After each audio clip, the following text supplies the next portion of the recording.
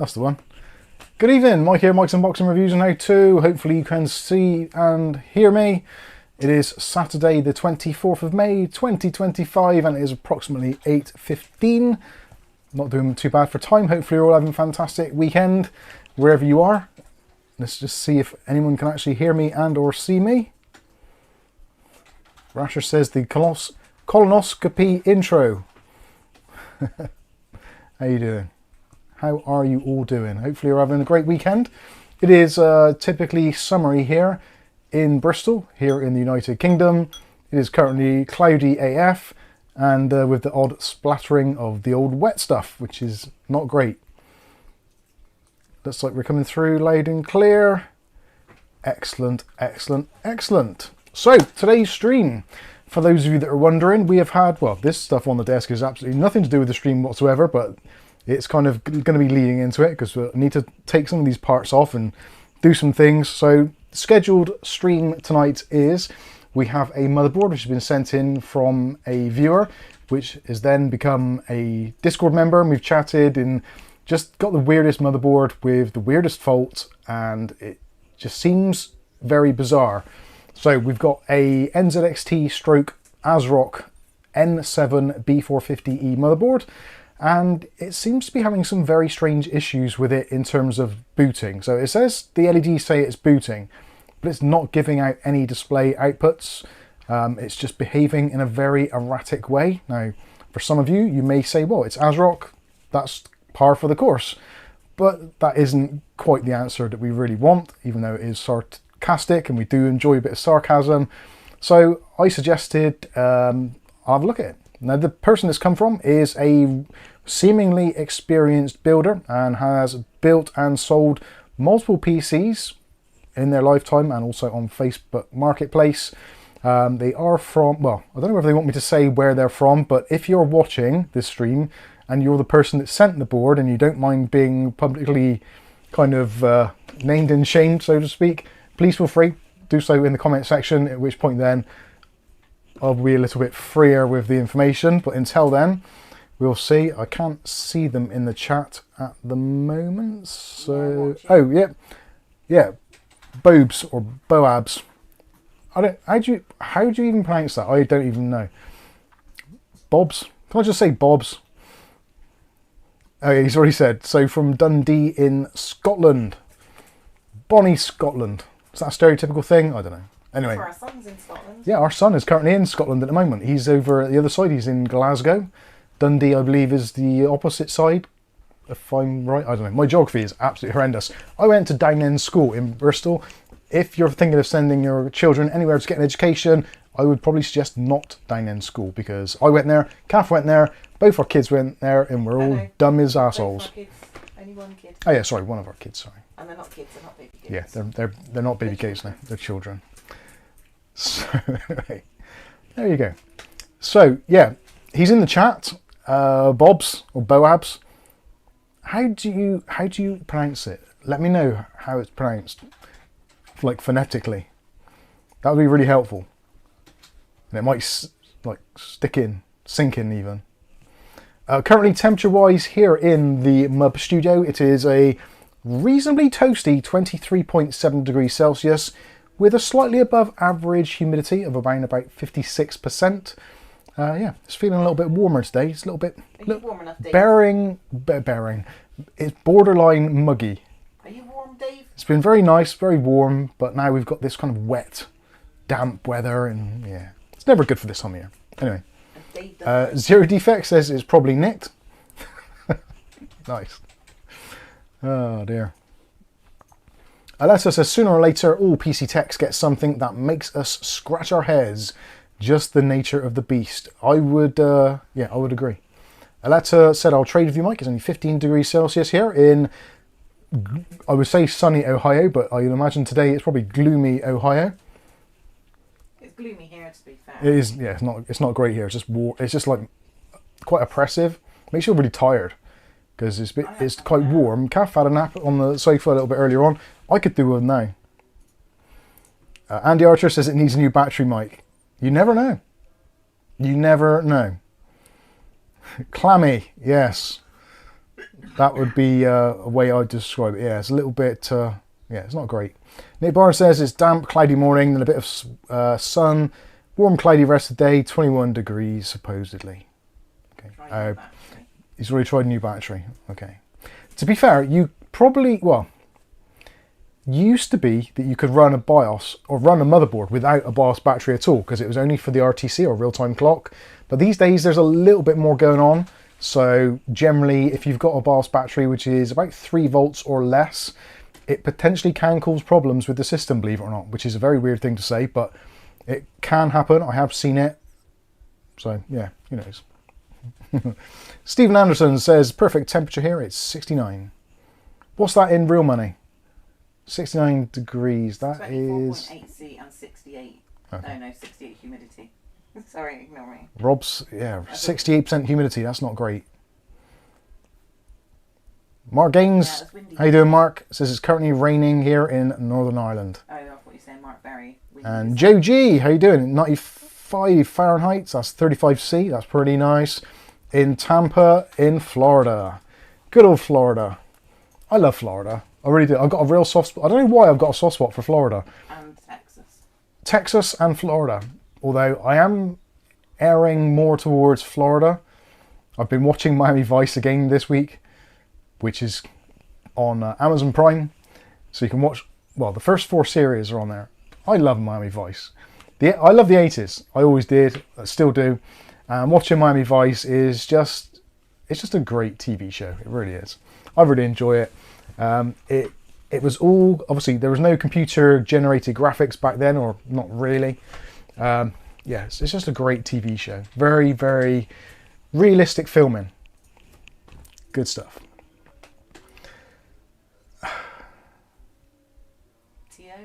TO, what's happening with GPU 12 volt high power cable burn? I don't know. I've never experienced it myself. I know it has been a thing, but yeah, I don't know. Nick Barnes has just watched episode of Miami Vice whilst ironing. Excellent. I love Miami Vice, the way that it came onto the TV scene. It was fresh and it was new, and it was the whole start of the kind of the MTV generation. So every episode of Miami Vice, pretty much, there is an extended sequence where they're either driving or sailing or doing something, maybe doing something naughty underneath the bed sheets, but there's normally like a soundtrack behind it. Obviously one of the classic ones was Phil Collins in The Air Tonight, when they're cruising along in their Ferrari 360 Daytona Spider. Is it 360 Spider or Daytona Spider? Daytona Spider, which wasn't actually a Daytona spoiler. Wasn't actually a Daytona Spider. It was a fake, which they then were basically kind of sued for. So that's why they changed to a Ferrari in seasons 2 onward. Sorry, a Lamborghini. No, it was a Ferrari, wasn't it? A proper Ferrari. Or was it a Lamborghini? I can't remember. Losing... Was it a Lambo? That was a Ferrari. It's a Ferrari. It's been a long day. It's been a long week. Anyway. Let's move on. So this setup I've got here, I need to take the processor out of this system, this motherboard. This actually cooler is the Royal Knight 120 from Thermalright, our friends over at Thermalright. Now they don't send us any of this stuff, I just buy stuff and review it. Now the reason why I went for this one rather than the Peerless Assassin is because the Peerless Assassin's got a weird thing where, yes, it's very good, but it sucks when it comes to RAM compatibility, whereas the Royal Knight is amazing. It's got excellent VRM clearance, which I will show you on the back here. So even if you've got a chunky VRM, you can still get a finger down in there, so loads of room. And when it comes to RAM compatibility, as you can possibly see, you can fill all 4 slots and it's not a problem at all. Now, if you don't like the fact that it's got a slimline 15mm fan on the front, it actually comes with brackets to enable you to use a 25mm. So if you are just using slots 2 and 4, which most people will be, you can, if you want to, put a 25mm fan on the front to give you a little bit of a boost in cooling performance, but you don't necessarily have to. This cooler is actually going into my video editing PC, which has itself undergone a massive transformation this week. Some of you that are regular viewers will know that my video editing PC was a Asus back to front motherboard with a BTF graphics card, a Thermaltake Series 330 back to front motherboard, is a lovely system with an Intel 1200K. I get a friend phone me up, literally phone me up on Messenger or voice call, and say, "Hi Mike, have you got any PCs for sale? Around about £1,500. I was like, no, I don't have that kind of loose change knocking around. So I said, leave it with me, I'll see what I can do. So I spent literally about 6 hours cleaning the absolute bejesus out of my video editing PC, stripped it all down into parts, cleaned it every single inch of the damn thing, even bleached it so it's back to pristine white. That was one of the stipulations for this PC. All the components had to be white, which luckily the motherboard was white, the graphics card was white, the case was white, the water cooler was white. It was a white build, and because it's BTF, all the other cables were hidden behind, so that was great. So yeah, basically sold it for actually a lot less than 1,500 quid, but still it's enabled me to switch my platform. I've gone back to Ryzen now for my video editing PC, very much like Jay's 2 cents did yesterday, I believe. At least the video went out yesterday. So back onto AMD for my video editing rig, and I've actually put my video editing rig now into the Lian Li 217, which I'm not sure if I did show you in last week's stream, didn't I? The 217. Finally got it all set up. The front screen's working perfectly. Everything is great, and it's very muted, very minimal build. It's just looking great. And I did some video editing today. It's running like an absolute charm. So very happy with that. Yeah. Yes. Barnes. Nick Barnes. Does the weight of this cooler affect the motherboard? I worry my FS140 Twin Tower is heavy. To some extent it will do. If you're using a cheap motherboard with a big tower cooler, it's going to flex a little bit. Luckily for AM5 more so than AM4, because you've got the very, very solid backplate in there, that does take a lot of the strain. So between the two, that does the majority of the work. With some of the Intel boards, which have maybe a plastic retainer on the back, they do flex a little bit more. If you're concerned as well, you can use one of the mounting frames. That will kind of strengthen it and make it a little bit more rigid. It is quite heavy. I'm not too sure the exact weight. I guess it's like 600 grams if I had to guess. I'll have a look on the box. I'm sure it must say here somewhere. Noise, airflow. No, it doesn't say actually. Does it say on there? No. It doesn't appear to say anywhere, unless I'm going absolutely blind, which I might be. Rated speed, noise. Dave, oh, sorry, Dave wrote to everyone there. That's a bit satanic, Dave. No. Strangely, I have got no measurements of weight on there whatsoever. How strange. Anyway, yeah, it is quite chunky. So anyway, yeah, the video editing PC's gone, so I've had to nuke the installation. I put a new drive in there, obviously, for safety reasons. I had to reinstall Windows on my machine, Windows 11, obviously. And, oh, actually, speaking of which, for those of you that are interested, or for those of you that are potentially going to buy a Windows license key, I'll put the link in the chat very quickly. Where are we? Premium CD keys. So good friends over at Premium CD Keys have now increased the percentage of discount. So if you're purchasing a license key from premiumcdkeys.com/Mike's Unboxing and use the code Mike's Unboxing or MUB5 or whatever it was, it used to be like 5% discount or 7.5% discount if you're lucky. It's now gone up to 10% discount. Now the prices are super cheap anyway, as we all know. So you're looking at a Windows 10 professional license key, which will activate 11 or 10, and you're looking at just under €3 at the moment. So obviously we're not going to get rich anytime soon off of this. We do get a small commission in complete transparency, but literally it's like 10%. So we get like 30p or €30 on a $3 or €3 sale.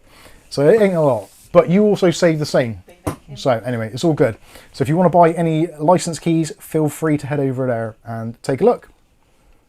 Oh, they've also now got the new Windows 11 LTSC and Enterprise license keys. So if you want to use the Enterprise version of Windows, because you don't want all the fluff like OneDrive and all the crappy apps which get installed by default, you can get the Enterprise version. Now it's a little bit more expensive. You're looking around about €5, but that is the Enterprise edition. So yeah, much more stable, much less bloat, much more secure as well.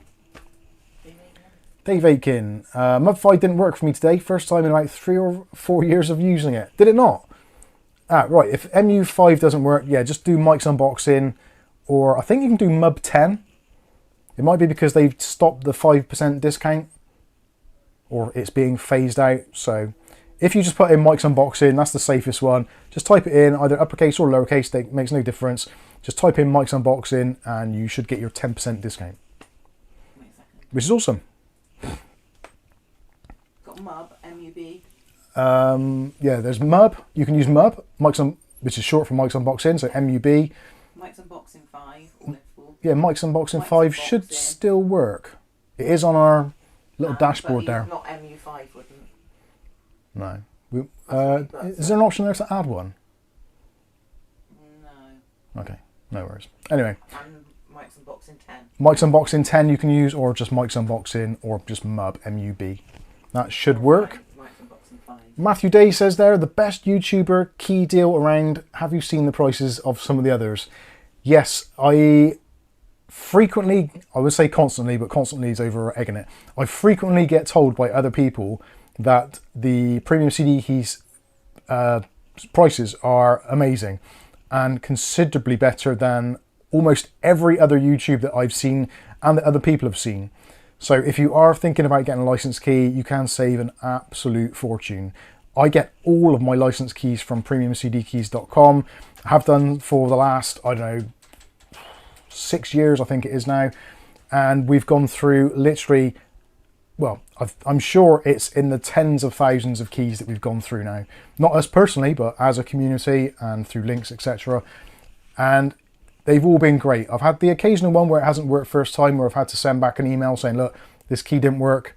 Can you send me another? Generally, they send another one through like almost immediately, depending on the time difference, because premiumcdkeys.com are actually based in Canada, believe it or not. So they are a Canadian company. So time difference wise, I think that's probably getting on for like 7 or 8 hours time difference. I believe they're in Toronto, if I remember rightly. So yeah, Sky, if you're in the chat, you'll probably know what the time lag difference is there, or ahead or backwards, whatever. Yes, Kath? Stephen Anderson. Stephen Anderson. Mr. Anderson! What is the difference in XMP and high-end GPU? What is the difference in XMP with high-end GPUs? Does it matter as much as compared with mid-range GPU? Well, XMP is for your system RAM. So most games, well, let's say most games, some games are quite RAM dependent in terms of speed. Some game engines aren't. So it's going to be kind of hit or miss. You can never say exactly, because back in the day, like you'd run an Intel system running at the JDEC speeds and it would be just as good as an AMD one running full XMP. It swings and roundabouts. So I don't think it's going to make much of a difference really on your GPU, whether it's a high-end GPU or a low-end GPU. Realistically, you should enable XMP to get the most out of your system. It makes sense to do so. You're paying for that speed of RAM, so you might as well use it. If you've got a motherboard which doesn't allow XMP, then you probably don't really want a high-end graphics card on it anyway. So I'm not too sure really how to answer that question as such. It was Aletta's birthday yesterday. Happy birthday to Aletta for yesterday. Many happy returns. UTC 5. Oh, 5, okay. -5 for Eastern Standard Time. Okay. Time zones annoy me, they really do. We should have a universal time clock, that'd be a lot easier. Although technically we kind of have. Anyway, moving on.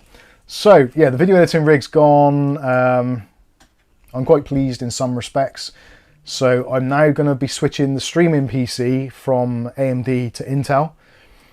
Just so I've got an Intel rig and I've got an AMD rig. So depending on what happens in the industry, I can make a video on either one. It kind of makes sense. And that's been something I've been meaning to do for a little while. So That makes sense. it kind of, it forced me into doing it. Yeah, nothing makes sense. Yeah, so that's where we are. So I'm going to take this apart because I need the CPU out of this. Hey? Stephen Anderson. Stephen Anderson says, I asked because my 7900 XT does not like XMP. I get a driver timeout if I run XMP speed. So you've got a fault with your processor then, or your memory itself. Because when you get a driver timeout, that's basically because the driver is waiting for information to come from the system and it's not getting a response, so it times out. If you don't get the error with XMP turned off, the problem isn't your graphics card, it's your subsystems of the memory, possibly the CPU. You might have a weak or damaged memory controller on your processor. There's many things it could be. I would suggest, well, post it in the Discord in the problems area, and also what speed your XMP is. And if you're running XMP on an AMD Ryzen 5 system, XMP is a bit flaky on that anyway, so you probably want to go for Expo. So if you've got XMP RAM, that can be problematic. Potentially update your BIOS as well. Many things that can happen. Yeah, likely to be the RAM, says Viali. Right, so with all that said, let's get this thing started stripping down. Now we only have to remove this middle fan to gain access to the 2 screws. Hey Patrick! And we'll take all this apart. Actually, saying that, I might as well take the front fan off as well. Get it out of the way. The one thing I don't like about this cooler is where the mounting screws are. They're a little bit offset, so they're a little bit difficult to get to. Luckily, there's enough room between the fin stacks to actually get a reasonable size screwdriver in there. But I'd have liked the screws to be a little bit over. I guess that is somewhat of a trade-off.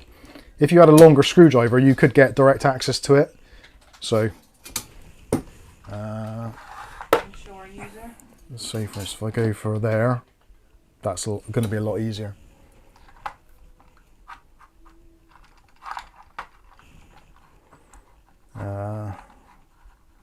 Unsure user says, what processor are we looking at, peeps? Well, underneath this is a 7700. A Ryzen 7 7700. I've got the old 8600G here as well, which I might try using that, but then I thought if it hasn't got a new enough BIOS, it won't recognise it anyway. From what I can gather, things like the BIOS updates, etc., have all been done already, so it shouldn't really be a BIOS problem. I'm kind of hoping in my heart of hearts that I just put a CPU and RAM on there and it fires up. That would be great. Wouldn't be so great for Bobs or Boabs or Bobs or whatever, because obviously they've had problems, but that might simplify things for us. Welly Bob. I can't see. What's that say? Actually, what have I not got this right over here? How much the Royal Knight, Mike? It was £27, I believe. He didn't say Mike, he said Mark. Mark. And it's not the Royal, is it? It's Rocket. Rocket, yeah. Oh, when the review comes out for this, I did the installation guide today.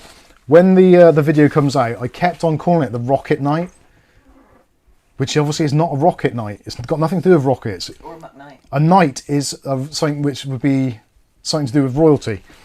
And for some reason, I just could not get it into my head. Like I say, it's been one of those weeks. This week's been a nightmare. And for those of you that have watched the RTX 5060 video, thank you very much. I should really address some of that as well. Now, I didn't need to say this, but I kind of want to say it anyway. The 5060 review was something that I agreed to a very long time ago. Almost when I got remember when I got that big bundle of MSI parts? Probably about 2 months ago, maybe even longer. Wasn't it before Christmas? It was I think it was sometime after Christmas, and I'm not too sure exactly time and date. If it was that important, I would look it up, but it isn't really. But the 5060 review, at the time when that stuff was sent, the MSI also said to me at the same time, by the way, the RTX 5060 will be launching in a few months' time. Would you be interested in looking at it when it comes out? So at that point, it's like, yeah, that's cool. It's a good idea. At this point, there weren't even specs leaked on the net or anything at all. So I knew nothing about it. It could have been any spec at all. I had no idea, so I agreed to do it.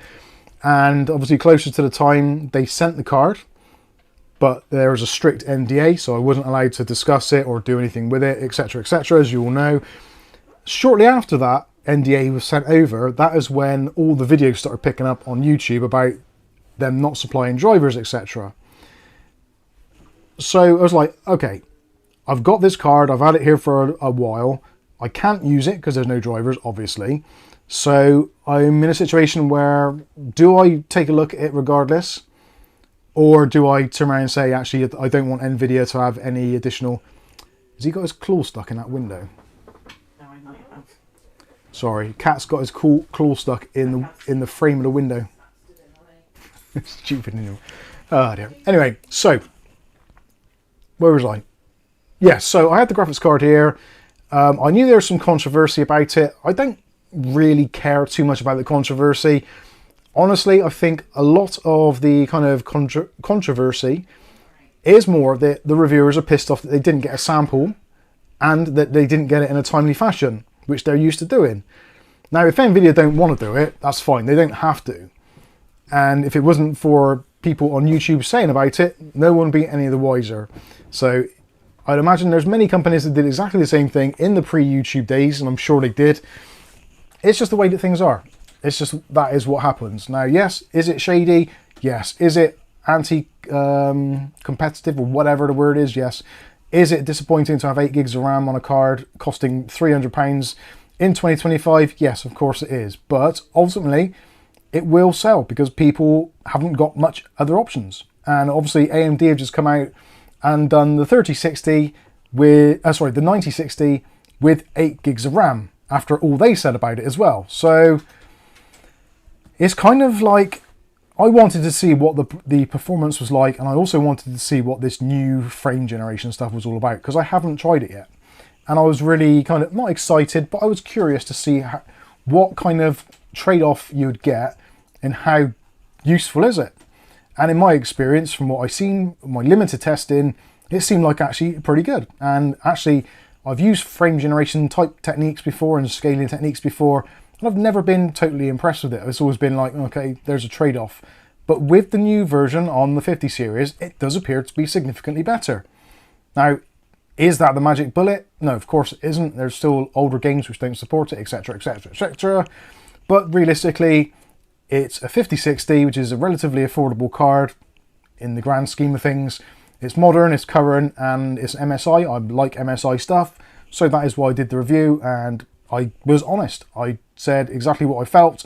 I wasn't told by MSI to do anything at all other than review the card and not to kind of go against the NDA, which I didn't. So there it is. I did the review.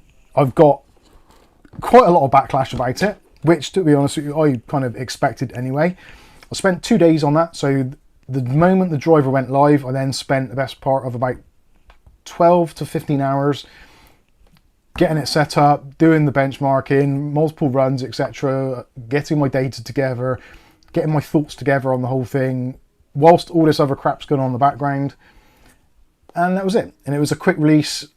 In some respects, I wish I'd held back a little bit and spent more time with it and tested different resolutions and stuff like that. But I thought it's going to be one of those videos which is going to get a lot of kind of negativity. So I'll just do what I need to do to get my point across. And hopefully that is what I did. So just wanted to address that. Yes, Kath, you're waving. German V.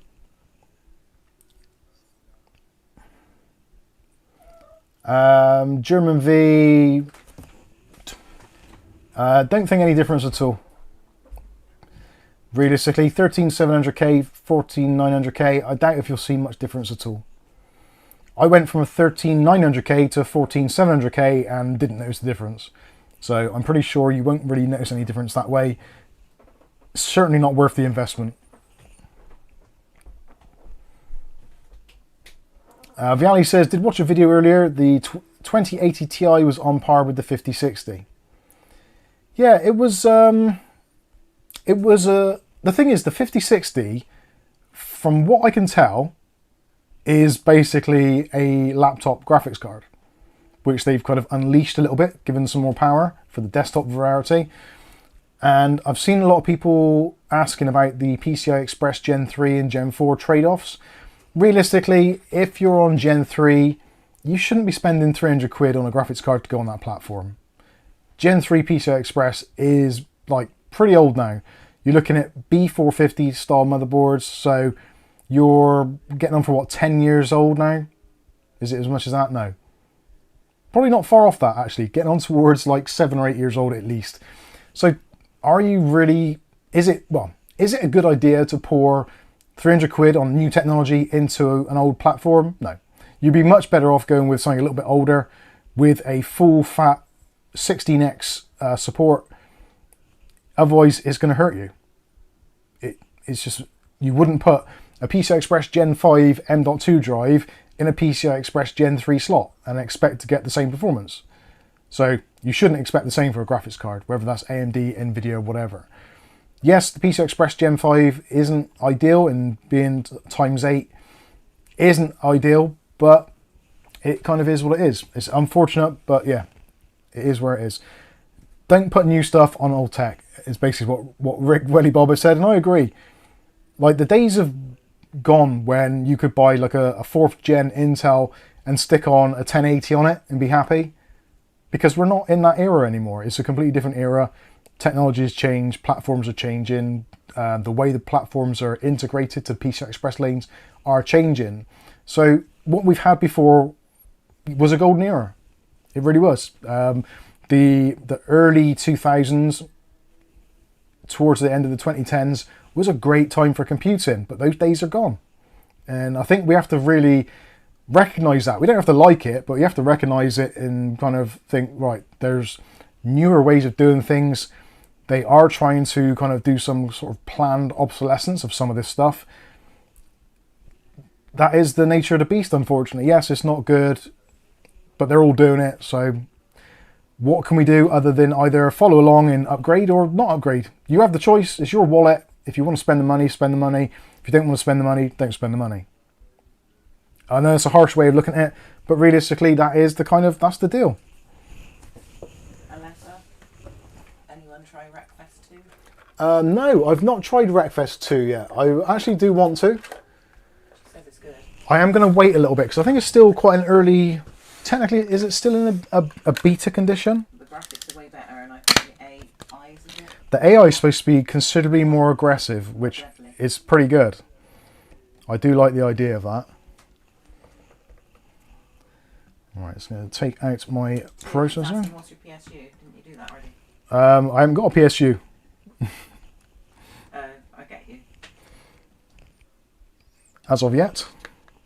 PSU, I'm probably going to end up using my test bench over there. So that is a GameMax 550 or something. Right, let's put this on without damaging any pins. Motherboard pins always make me very, very scared. My few days, I'm still buried into upgrade or not to upgrade. The thing is, I think with a lot of modern computers nowadays is the kind of the whole upgrade thing is, like, if your computer can do what you actually need it to do, you're better off just leaving it as it is. If, however, though, computing is your hobby and you actually enjoy the process and you have the money, then go for it. But realistically, I would say for most people these days, if your PC does what it does and you're happy, just don't bother spending the money. There isn't really any point. Realistically, almost every single game on the market at the moment, even some of the AAA ones, excluding the stupid ones like Indiana Jones and Black Myth Wukong, possibly one or two others, like most games, if you reduce the settings, they'll run on basically anything.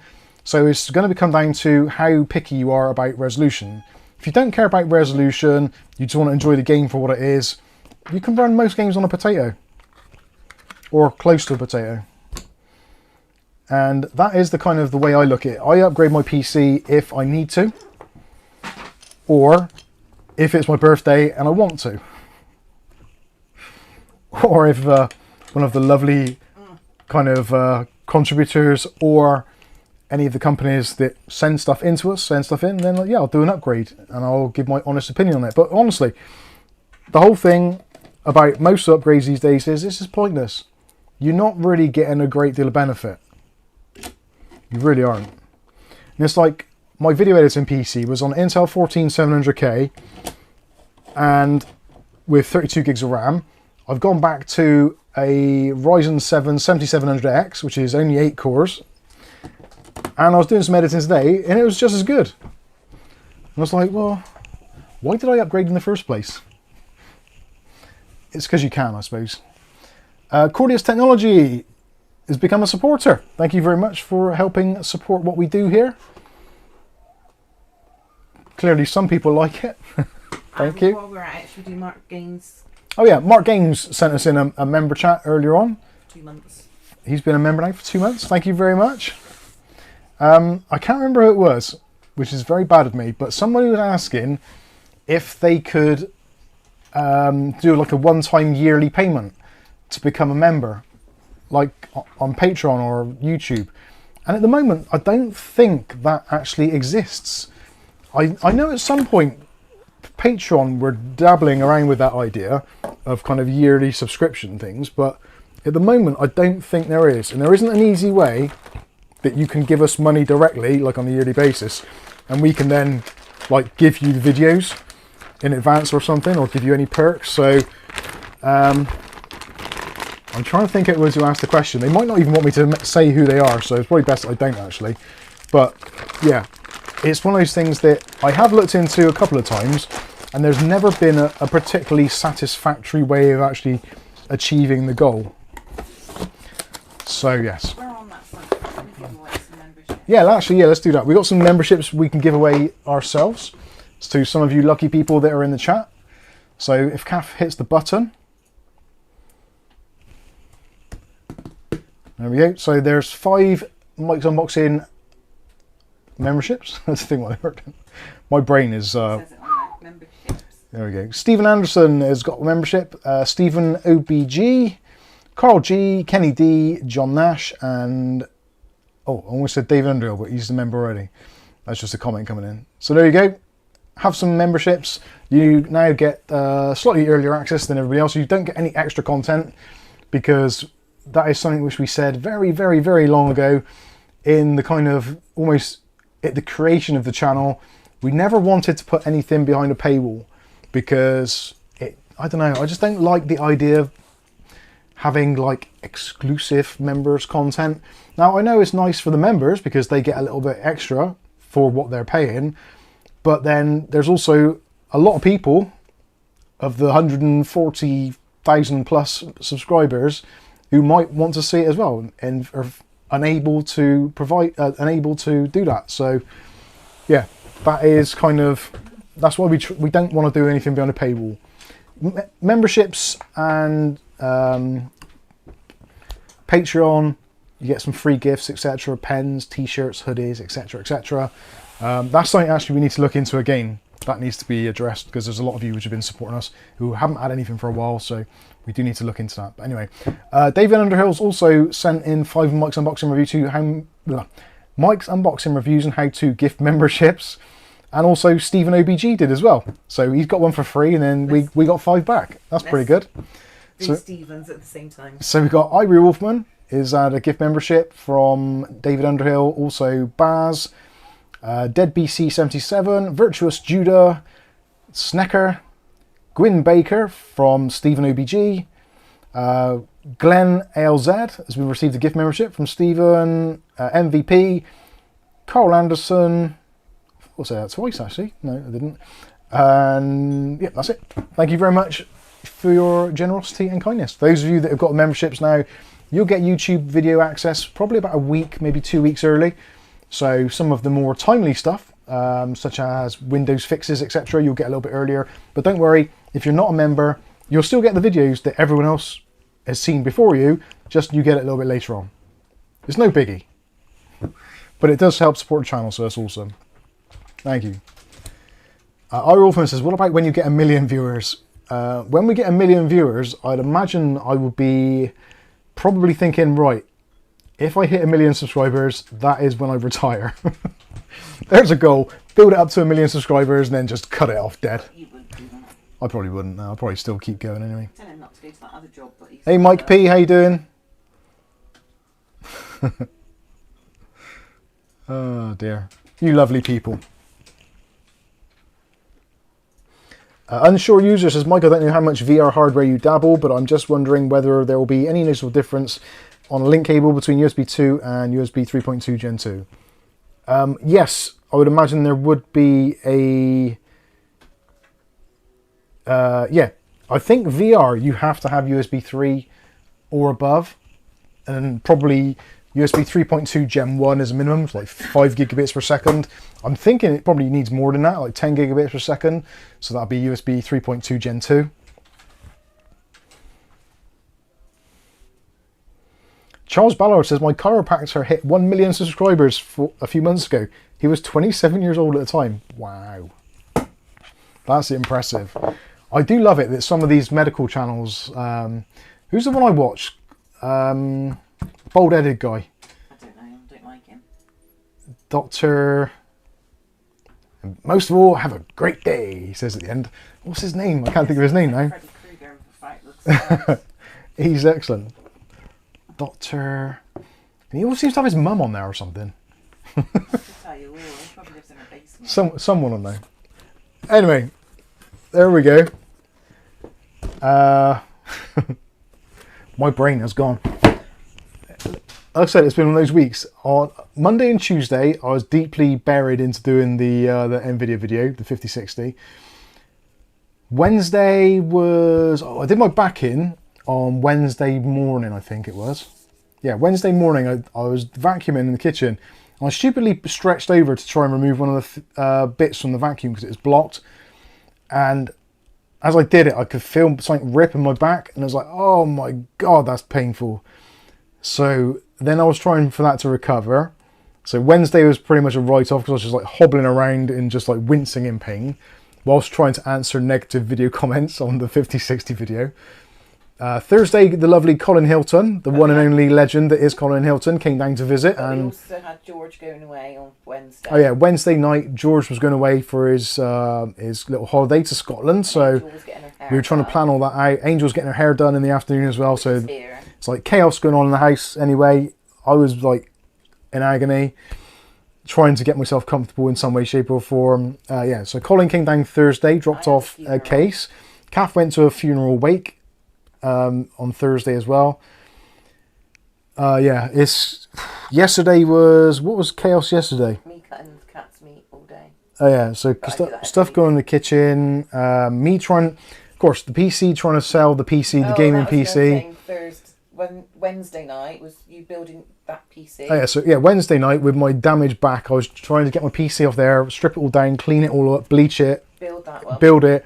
Reinstall my video editing PC, so built 2 PCs whilst in absolutely excruciating pain until kind of midnight and gone. Like I think it was like 1 o'clock when I actually finished, and it was like I was in just so much pain. I think I got onto the pillow, and before my eyes closed, I was asleep. I was so tired. I can verify that with the snoring. So yeah, it was. I often says I pop my back just by sitting down. I know it's so easy to do, isn't it, these days? But it got better quick, didn't it? Luckily, I did the sensible thing. So the first day after I did it, I tried to stay somewhat mobile. That's the trick. If you do your back in, you've got to try and move around for the first day. Then, after the first day, then you literally take it easy. So I just sat in the chair for a few hours, watched some Miami Vice, and just chilled. So it was like... I think it was Friday morning. Yeah, Friday morning I woke up and it was like, wow, no pain at all. Happy days, absolutely great. So yeah, from like kind of spraining my back to the point where it felt like a trapped nerve and I couldn't move at all hardly. You couldn't even do my shoes up. To Friday morning, got up and was like, hey, right, let's go, let's hit it. And I didn't. I just ended up wasting the day again sorting out my PC. So anyway, there you go. Dave Bell says... Dave Bell do yearly deals. Okay. I thought Patreon did, yeah. I thought that was a thing. I'm not sure if it's available to everyone, though. I think it possibly might be only some content creators. I'm not entirely sure. Anyway, I'm jibber jabbering on. Let's get on and take a look at this motherboard, because I'm sure you're all as excited as I am to see what the flipping hell's going on with this thing. So this is the board. I'll tell you what, NZXT, I don't like them as a company. I think a lot of their stuff is extremely overpriced and extremely overhyped, but that's just my opinion. You don't have to follow my opinion. It's just telling you. It's like we're talking to each other in the pub. That's what it is. NZXT, this is the N7, the B650E. This is effectively, I think it is the ASRock Phantom Gaming 4, possibly. Phantom Gaming 5, I think. I can never remember the model numbers. But effectively, it's an ASRock motherboard just with a bunch of plastic and metal shrouds on it to make it look all nice and sexy. The slight difference being is it also integrates natively the NZXT cam hardware, the hubs, etc., and the connections. And obviously the motherboard control software is NZXT cam rather than being the ASRock can't even think what their stuff's called now. Polychrome sync, is it, for the RGB, etc. Anyway, you get the general idea. So this is a pretty nice board. It's a B650E, so you got a little bit more chipset power there than you would from the standard B650. Normally that equates to either an additional M.2 slot or some more USB ports. I think on this particular board it means more high-powered USB ports. I could be wrong, but we will see. The telltale phone, I always see that. Is there anything else? I just wonder if there's anything incriminating in here, which shouldn't be, before I show it. No, I think we're all good. And the board appears to have arrived very nicely. No obvious damage. The packaging was all good, wasn't ripped or anything, so it has survived going through the UK Postal Service, which in itself is an astonishing thing these days. Could Arnold G have a spanner? Can what? Arnold G have a spanner? Yeah. I think it can. It should he? Oh, should he? I guess so. Give him out, yeah.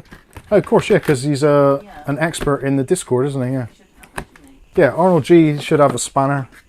If you're in our Discord and you're already a VIP, or you're in the experts group or moderator group, and you're on here and you haven't got a spanner next to your name, let us know. Kath will make it so, as they say.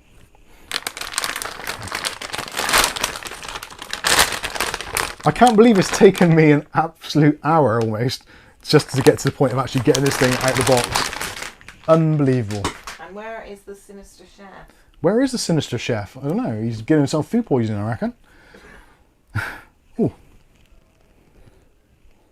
There's... what's that? It's got a fragrance to it.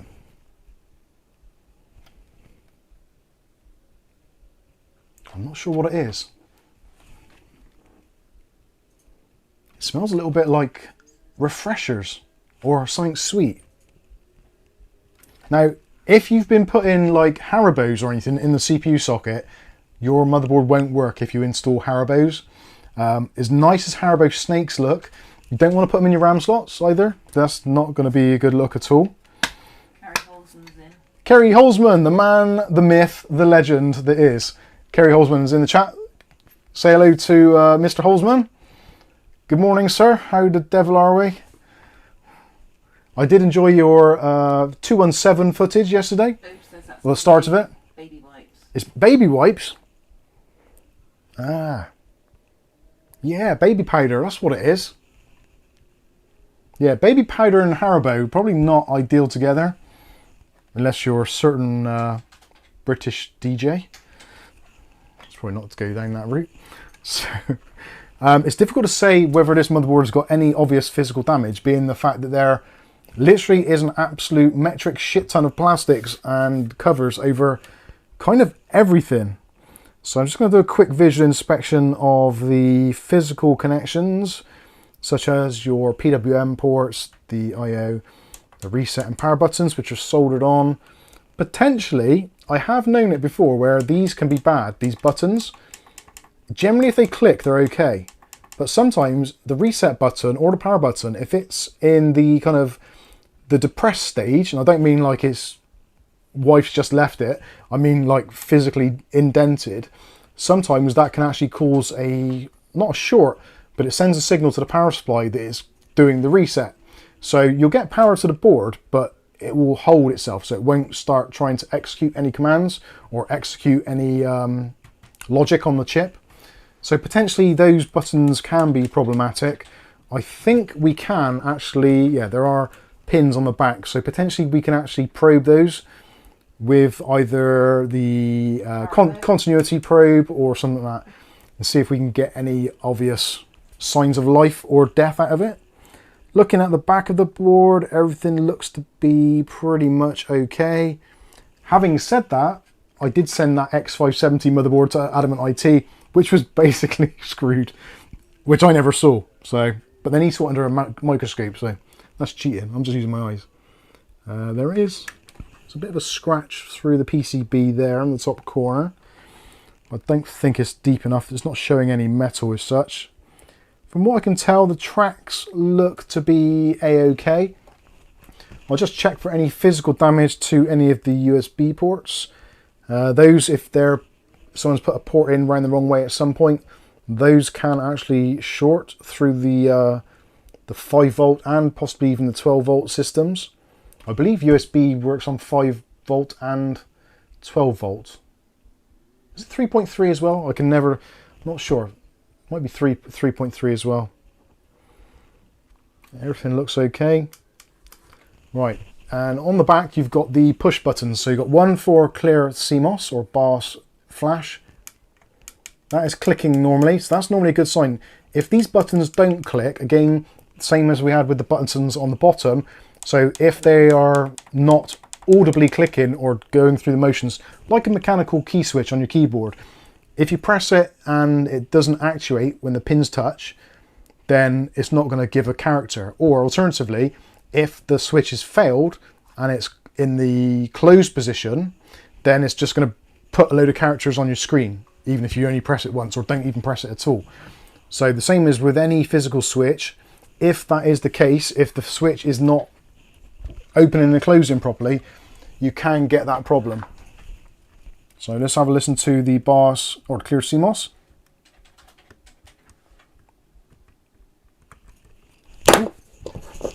And that appears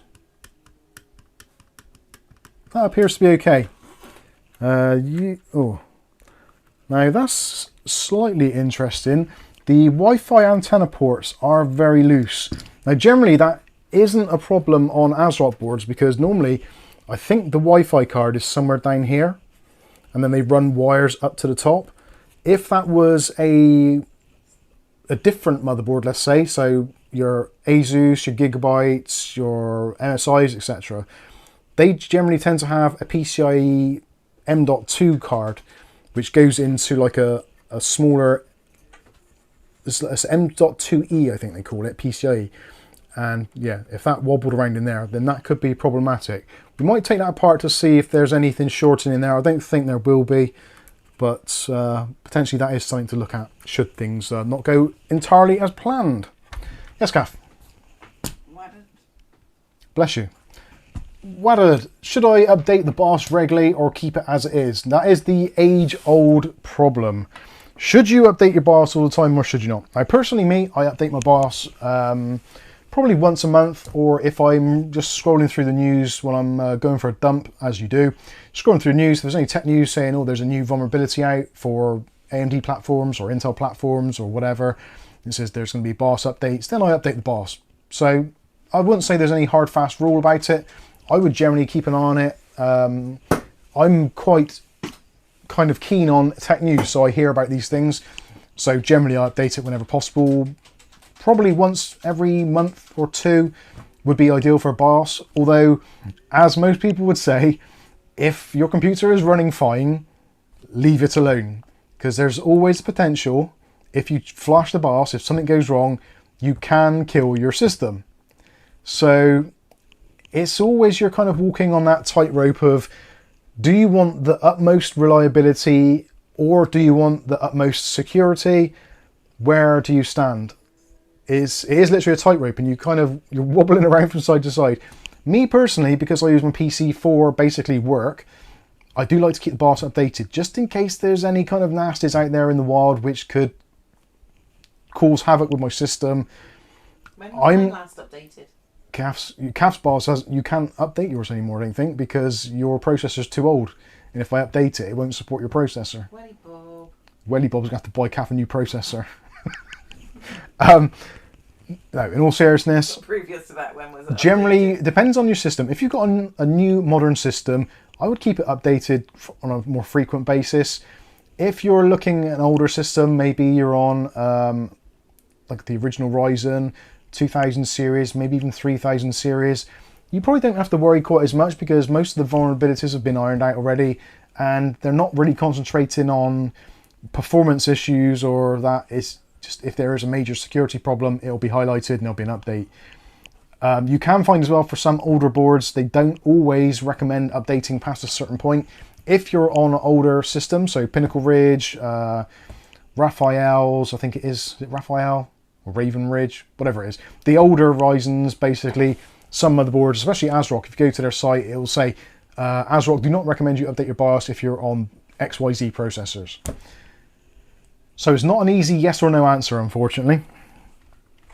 Anyway, let's delve a little bit deeper into this thing and see what's going on. Now, do I take it apart, first of all, or should I connect up things and try it? Let me know in the chat. What do you think I should do? First thing though, I'm going to check the pins, make sure they're not absolutely foobar, because that is obviously going to make our lives a little bit more difficult. And the pins, I would say, look absolutely perfect. They're either all bent or none. So I would err on the side of there being 1800 pins which are all in the correct place. There is one which I can see is just catching the light a little bit, but I don't think that's going to be a problematic one. I will actually get my my magnifying glass out in a moment, if you don't mind, and I'll just validate what I've just said, because my eyesight isn't the best, the lighting in here is shite, and yeah, you know. Right, here we go. These are really handy actually. You can get these on Amazon. They're illuminated magnifying glasses. How many pins are This one comes from Rolson. I think it's 1851. How many is on that board? All of them, I think. There is one which looks a little dark actually. I'm trying to get different angles. Yeah, there is one which looks to be slightly out of whack. Now, it's really hard for me to get a picture of this for you, and it's only on some angles which it actually shows up. Try the board first. Always try the board first. I wish I had a better magnifying glass. There is a pin there which looks like it might have something on it.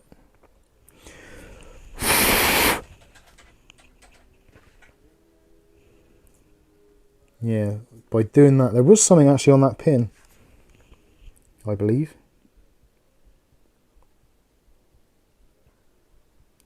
It doesn't look wrecked. It just looks like it's slightly out of whack. So I think what we should do first of all is we'll put a processor in here and we'll just see what happens.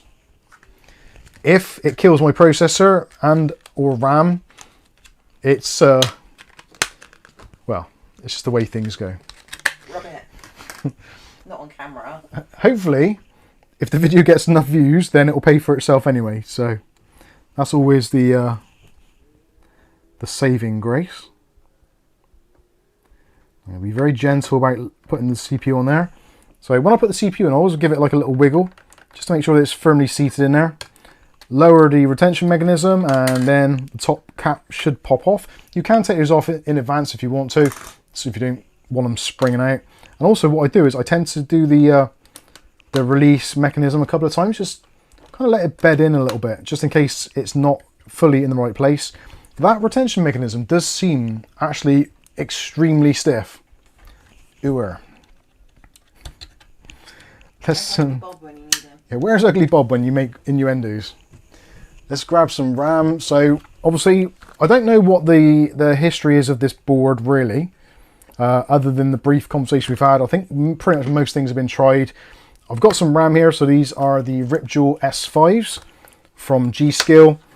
I'm only using these purely because they are the closest ones to me, and also they're white as well, which looks nice. And I haven't tried them yet. So if we get a RAM error, we know it's these. Nick Morris says, Mike, which motherboards were damaging CPUs as TYC reported? That was ASRock motherboards, but it was the 800 series. Yeah, there is something there. What was that? That's just a bit of dirt. G-Skill RAM.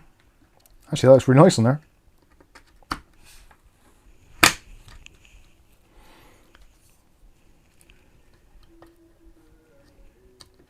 There we go. Ooh, suits you, sir. In terms of a CPU cooler, I don't think we're going to be getting into any particularly high temperatures with this. So I think what I'm going to do is just to remove the mounting mechanisms off the top and bottom. I'm just going to rest the cooler on the top. I am going to put some thermal paste on there because it's my processor. I don't want it overheating. So I'm going to put in the paste guard. Mike, stop blowing on it. Too much moisture in your breath. Hey, there's no moisture in my breath, how have you know? It's as dry as an un's chuffer. No cat bear. Am I allowed to say that? I have got one of those air duster guns, but the cat is sat literally there, and if I do that, she's going to shit and piss all over my desk. Ain't no one got time for that. What else do I need? Cooler, that was it. Oh God, falling over. Right, I'm just going to use a AMD Wraith Stealth cooler, I think this one is. So in order to do that, we're going to have to remove the mounting brackets off the top and bottom. Scott Gordon's going in dry. No, you are. Yeah. You are. Cool Cat says, I like a good mounting mechanism.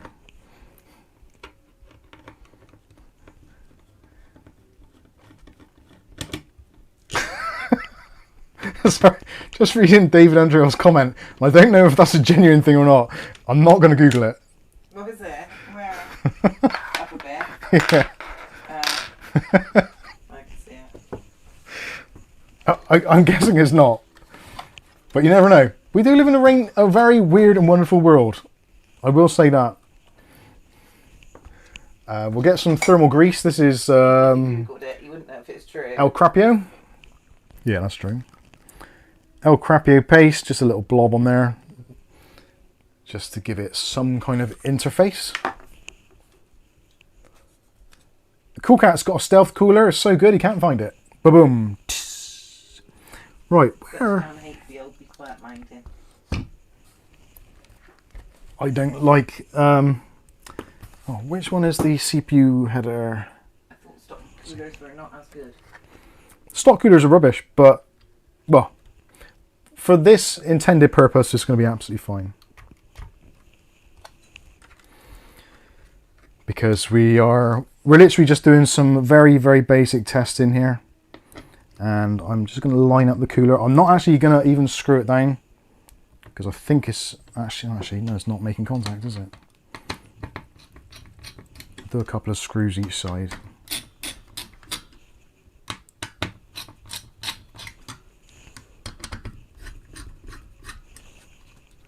That'll be fine. So I think the next thing for us to do is if I grab another power supply, and actually I might put it on the box as well, just to raise it up a bit. You raise me up. What is that from? Why do I know it in my head? Right, power supply. I was going to use my test bench, but I've actually seen the light and I'm not doing that. So I'm going to grab a power supply out of the dungeon. And what have we got? We got the Corsair RM650, as donated by the lovely Mr. Colin Hilton, Esquire.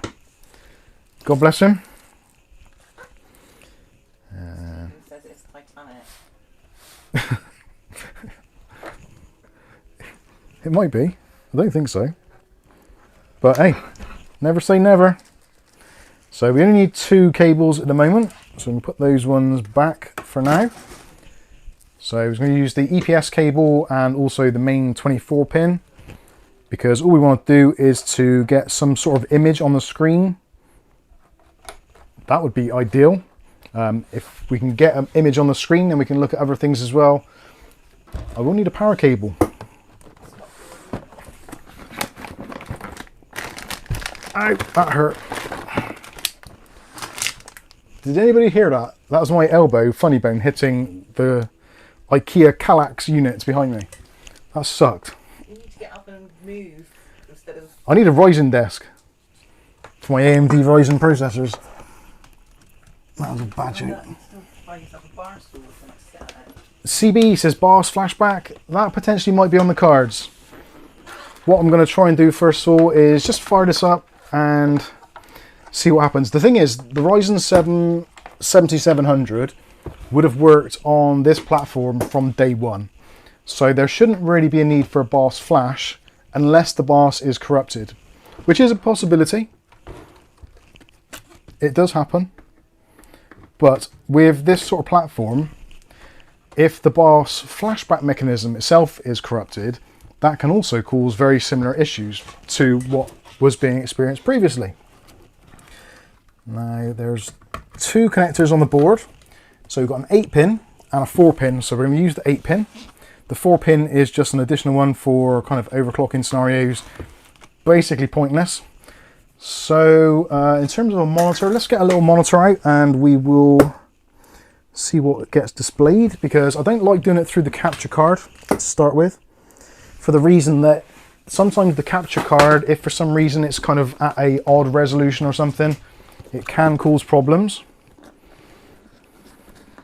There's very few kind of real hardware capture cards on the market.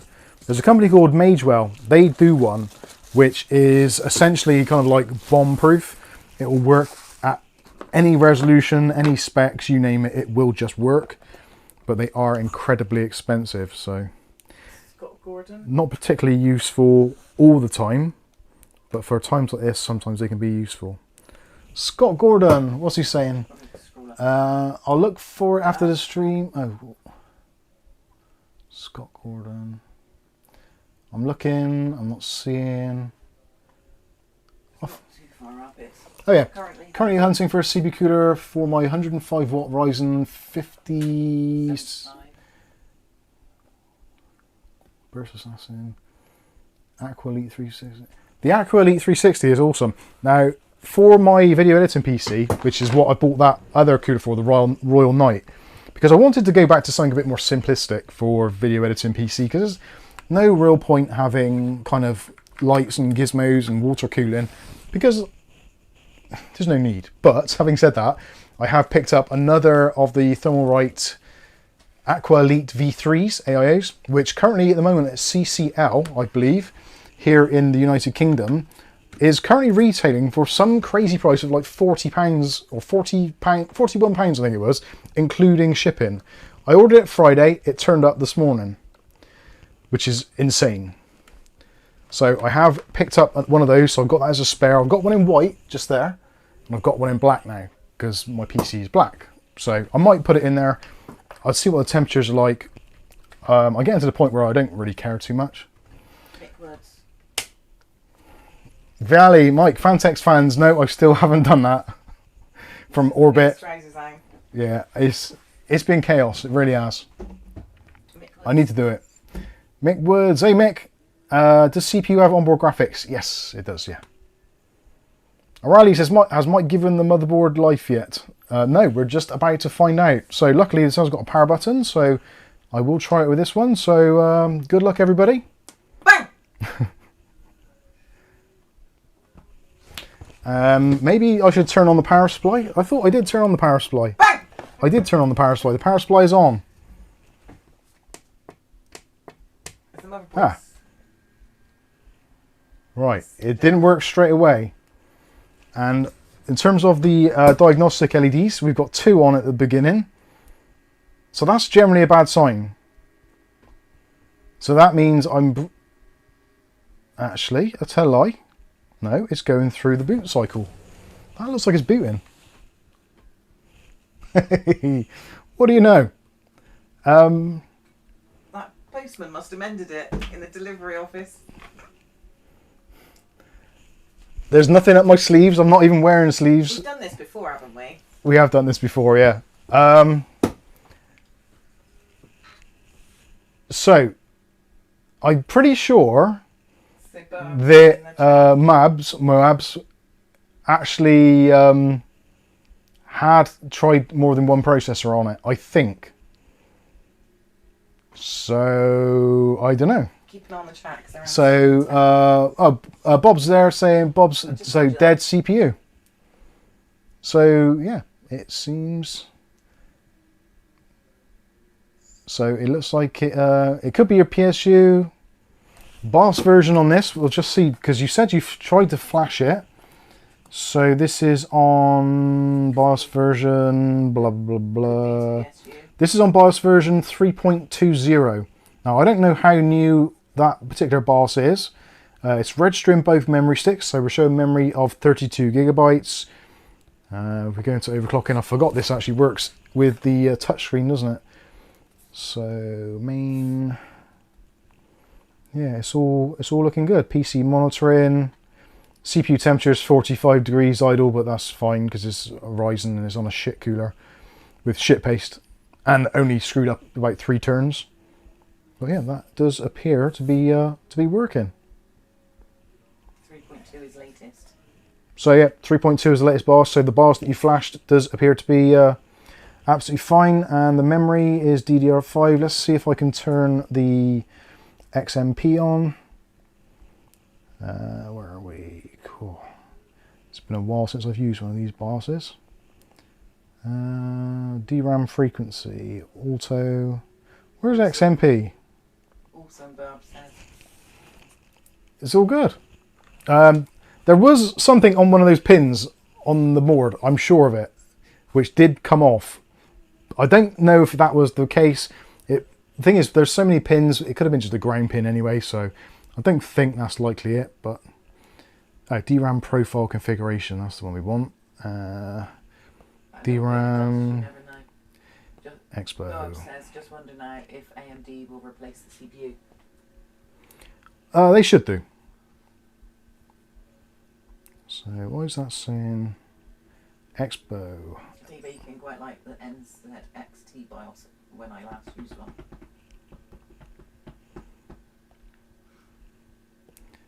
Right, just see if that reboots. We'll try a couple of reboots just to make sure everything's all good. But yeah, it seems absolutely fine. It does seem a little bit slower on the delay for the reboot. So we've got the 2 LEDs on there, which is effectively memory training, which I've just enabled Expo now, so it might take a little bit longer anyway to do the memory training. But no, it seems to be going into the BIOS okay. Let's see, overclocking. Doesn't like the DRAM profile. Why is it not doing that? Oh.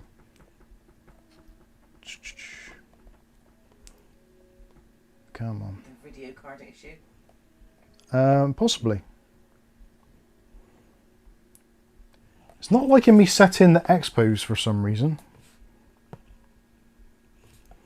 don't know if it needs a mouse. Anyway, regardless, it seems to be working. So if you want me to do any more testing on it, let me know in the chat. But I think if it seems to be okay. See if it boots on a cold cycle. Okay, we'll try that. So we'll turn it off, and if I press and hold the power button, that will discharge the caps and the board itself for a little while. Or you can press and hold the reset button, either one of those is fine. And then we'll turn it back on.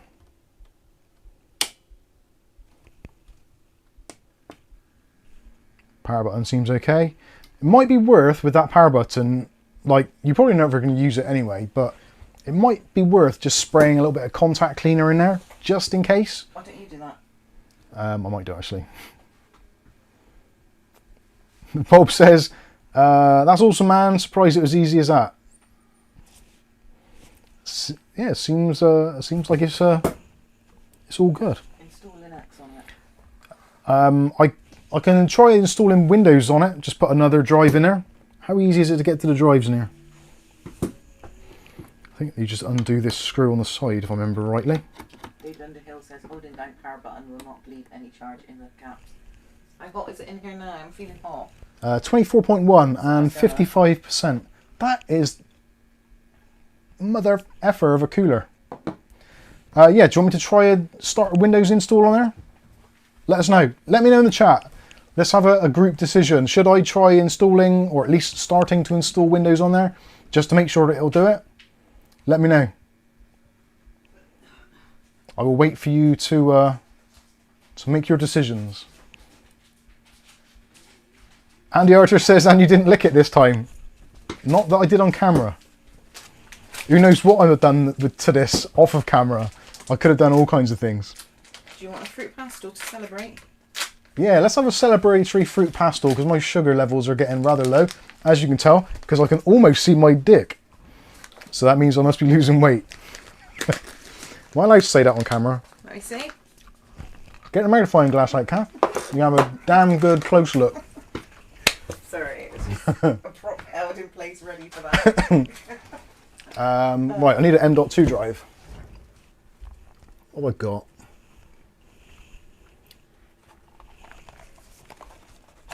Actually. Do it.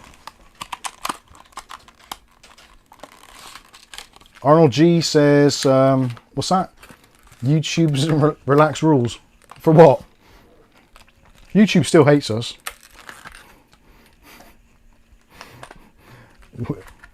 Content creators are just something which YouTube is like, oh, you bastards, we'll have to put up with you.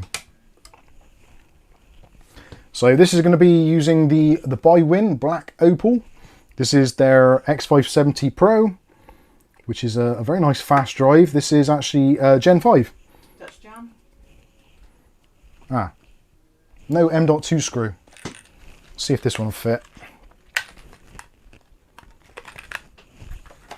Dutch Jan. Oh, allowed to say some words. You can say most things. I think there's one or two words you're not supposed to say, or at least not at the start of a video, at least anyway. So you're not allowed to start a video like, hey, MFers, that sort of thing.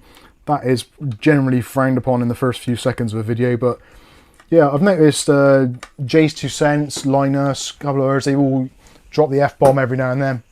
It's one of those things, isn't it? Dutch jam still?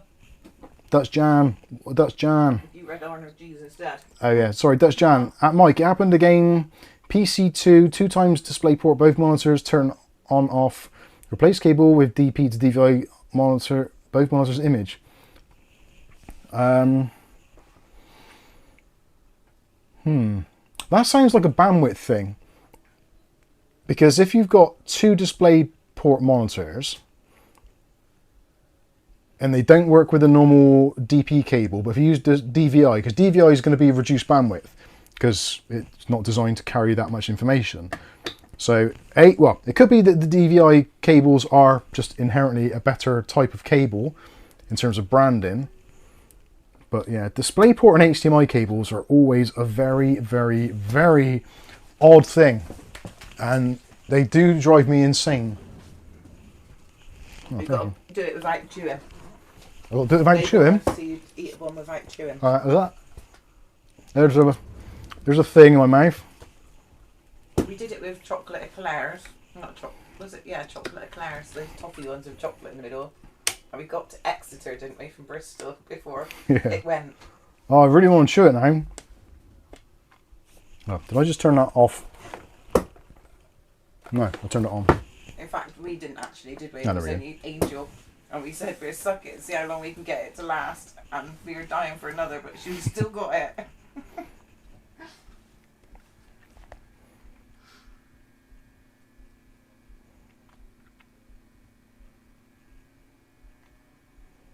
Cool Cat says, Mike, sure you can fix a PC, but can you put a fruit pastel in your mouth without chewing it?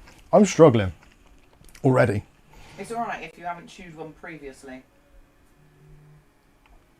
Rick says, I love fruit pastels dipped in Marmite. Gonna try it? No, because we ain't got any Marmite. We've only got Tesco's finest yeast alternative, which is like scraped off of like something unspeakable. Office yeast extract, isn't that MSG? Yeah, basically. Dutch Jan says, Mike, both DisplayPort cables are working fine together on PC3.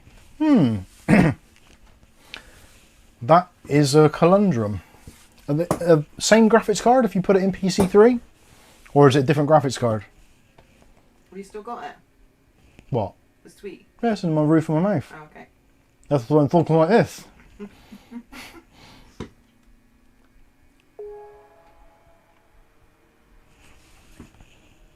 Oh.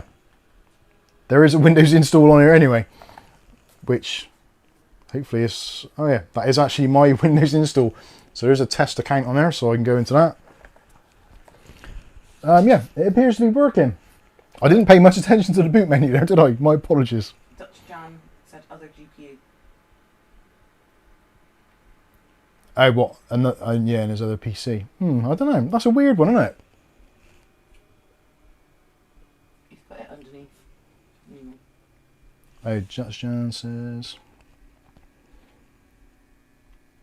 Right, so 5700 XT with the PC2 and PC3 RX 580. Yeah, you think if anything, the 580 would be the problem one, being it's a little bit older. Maybe you might have some problems with like UEFI or something like that. That's really weird. Is PC2, the one that's got the RX 5700 XT, is it running Windows 10 or Windows 11? And if it's Windows 11, has it got... Is it fully UEFI? If you've got CSM turned on in the BIOS? It shouldn't really make a difference if it works and then just turns off. If it works and then turns off,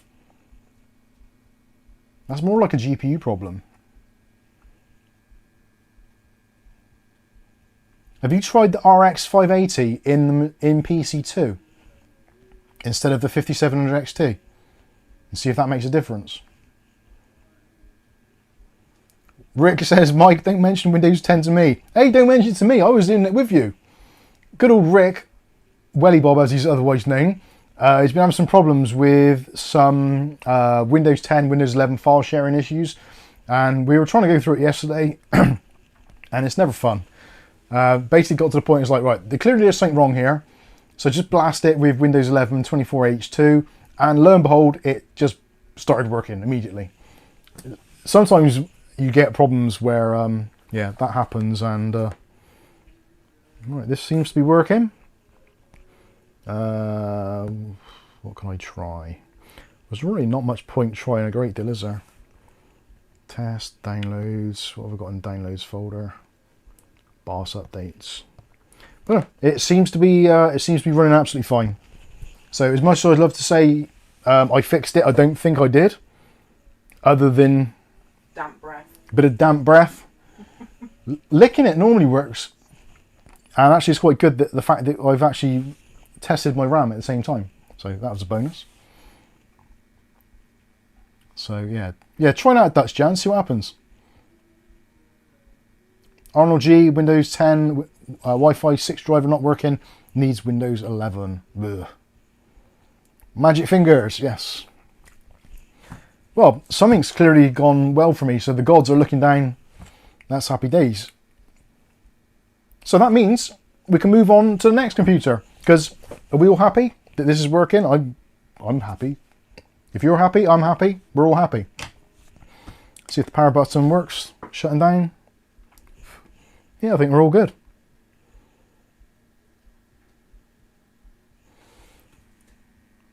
Ira Wolfman says, what was the smell? Baby powder stroke wet wipes, I think. Wet wipes, it wasn't no baby powder. So what, did you clean the motherboard with wet wipes?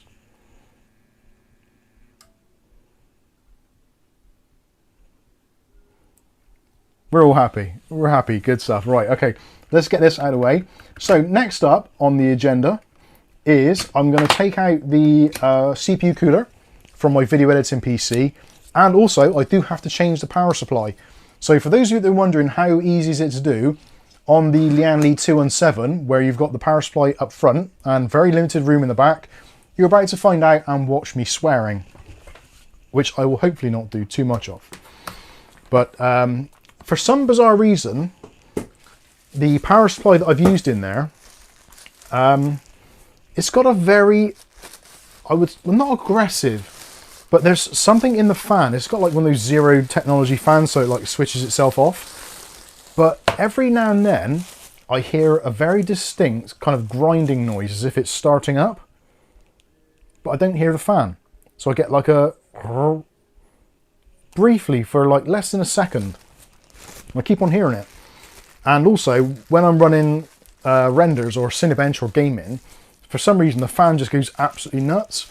Now, one of the downsides of the Lian Li 217 is the fact that the feet on it are very, very small.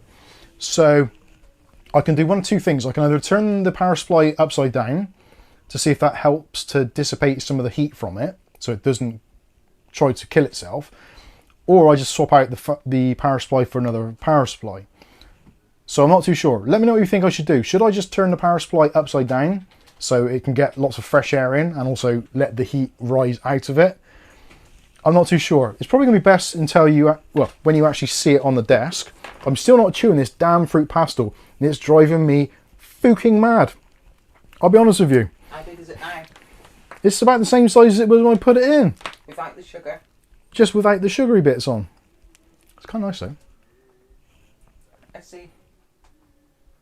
What PSU is it? It's the new Thermaltake GT850. So it's a decent power supply, but I think it's just baking inside the tower, which obviously is not a good thing. And PSU is it again? I just said that. Somebody else asked. Oh, it's a Thermaltake GT85. I can't say it very well because I've got a fruit pastel in my mouth. Oh dear, I am so immature. Ratchet, I got distracted again. Missed what was the problem with that motherboard. Yep. That's exactly right. We don't know. We honestly don't know. It worked. It fired up, and yeah, everything appeared to be good. I've just put a drive in there. So for those of you that are on catch up, I've just put one of my BiWin drives in there, and it's fired up and it's loaded in the Windows test account, and it appears to be fine. I don't think there's any contact of that drive on that thermal pad at all. It's not even remotely warm. Or maybe it's actually saying that the X570 Pro, I do remember now in the review it was very cool then, actually much cooler. They use a new controller on these BiWin drives, which actually is very, very thermally efficient. So if you're one of those people where you're watching your system and you're looking at the drive temps and you're like, oh my god, what's going on? Then these are very good for that. So they run very, very cool indeed. Do you have, actually I'll look in the box, but Bob's, whatever, Boabs. Do you have the M.2 screws, or are they in the box here somewhere, or do you need me to put one on? I've got some spare ones if need be. I can put one in there for you.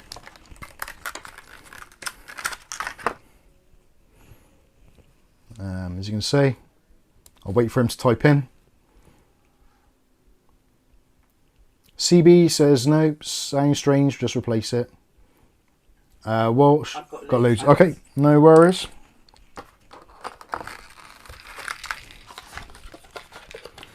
So yeah, it's all looking very, very good. So we know the motherboard works. It's just a matter of now you going through, maybe testing or trying another processor. Now I shouldn't say this, but I will do because whatever.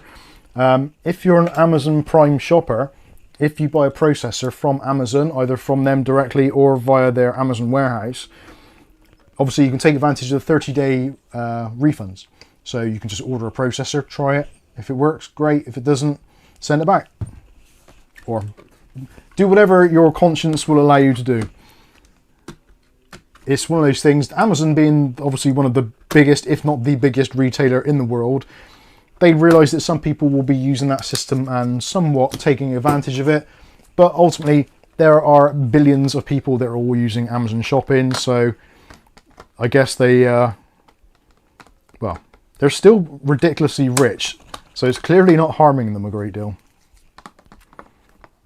So again, it comes down to your own conscience, whether you're happy to do that. I'll be honest with you, there's been a few things I've bought over the years from Amazon, which I've bought and I've thought actually after, that was probably a bad idea, and I've just sent stuff back when it wasn't really faulty. But that's the point. That's why they do their 30-day returns doodah. Mabs, well, to be honest, I try and stay away from Amazon. I try to keep the money in PC UK companies. I do agree, but a lot of the PC companies now are selling on Amazon as well. So CCL sell on Amazon, eBuyer sell on Amazon, Scan sell on Amazon, AWT sell on Amazon. So they they're going along with it as well. Whether or not they have to or not, I don't know, but whatever. If that eases your conscience in any way, shape or form, take that as it is. But it's a good idea. I do agree, but yeah, you think Amazon is basically the world's largest shop front. So if you're a business, it makes sense for you to put your stuff on Amazon as well. Yes, it might be more hassle and there might be more returns and what have you, etc. But it's basically cheaper than advertising, because you're going to get yourself in front of literally billions of customers. Well, not billions in the UK, but obviously as a global platform. John David Sullivan, you're late, you're grounded. You will write 100 lines. I must not be late for the Mub HQ live stream. And if you're wondering why I'm speaking funny, I've got a fruit pastel in my mouth which I'm not allowed to chew. Who come up with that idea anyway? A couple. I'm not sure who. Can we ban them? How big is it now? It's about the same size. I'm tempted to have a hot drink to try and melt it. Actually, I've got a cup of tea here from about 2 hours ago. Oh, I've got to try not to swallow it now. You're such a child. Don't spit that on that motherboard now. Charles Ballard says, now scream at me for falling asleep 40 minutes ago. Charles Ballard! God damn it! What am I going to do with you lot? Got some of you coming in late, some of you falling asleep. What do I have to do? Bloody put nipple tassels on to keep you entertained? Go on. Put them on. Put them on. Put them on. Not going to happen. Actually, I will make a gesture here. If Adamant IT wears nipple tassels in his live streams, I will do also. How's about that? I'm actually interested to see how quickly that gets back to Graham. And I look forward to the response. How random will that be to him? To be fair, you probably got to pay him good money to not wear tassels on the weekend. But what he does in his own private life is entirely up to him. I jest, of course.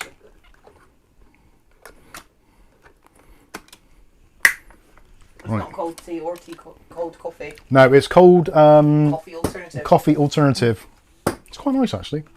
It's made from roasted barley and... This is a weird one, isn't it? Can't think what the other thing is. We can't get our regular It's one. barley and summit. Don't even say on here because it's orange. Let's say it's orange. We've been having some Orzo Bimbo. Everybody likes a bit of Bimbo first thing in the morning. And this has got Don't say in English on it anyway. stuff. It's basically Italian. No idea.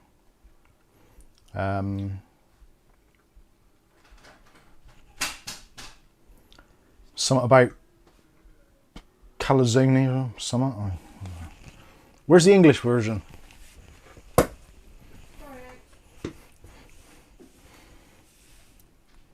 David Under says, is that crap even hot? No. DeadBC77 says, all right, who's the SOB who gifted me a membership?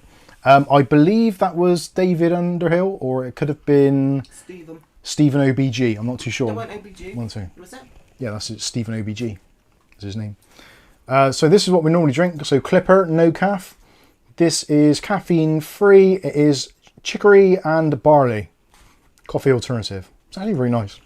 We usually have a Very different tasty. one, but we can't get hold of it because Amazon have sold out. Yeah, Amazon has sold out of the one we normally have. The bastards. That's what you get for being the world's biggest online retailer, isn't it? Nothing. Viali100 says, yuck. It's really good. When I first saw it and I heard about it, it's like, I am not putting that in my mouth. But years and years and years and years ago, and my dad's been dead for 25 years, so previous to that even, we had barley that. Yeah. It's alright. Dutch Jan says, question, at what percentage of health status of your drive is it time to replace it? Now that is actually a very good question with multiple answers. So me personally, I get a little bit kind of twitchy if my drive's reporting less than kind of 80% health.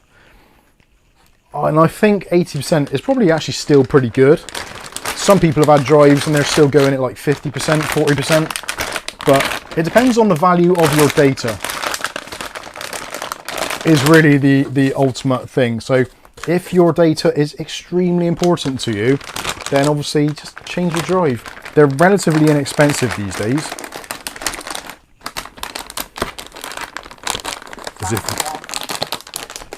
Is there something missing packaging wise in this? Cheers, who's that? Baz, good night. Gotta wash up and get some sleep. Good on you. Thanks for joining us. Hopefully it's been memorable. It's been emotional. Why does that not want to go back on there? What have I done? Please. Yeah.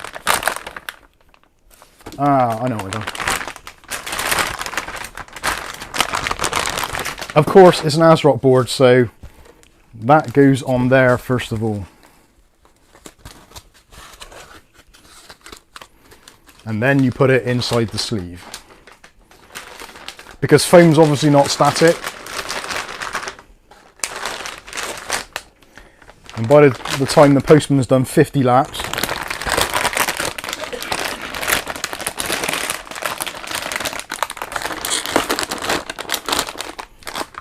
I'm reasonably sure there should have been something else in here as well. 89%. Yeah, I think you're probably okay. Again, it depends. If you've got a backup of your data, then it's never a problem. But if you haven't got a backup, then... Oh, I hate this bloody thing. Right.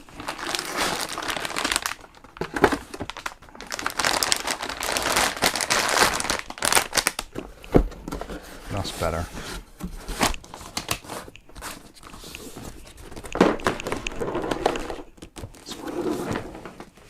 That sounds terrible. Yeah, there's some Wi-Fi antenna in the bottom, but they're fine. They're not in the motherboard enclosure bit, so it's all good. It's all good.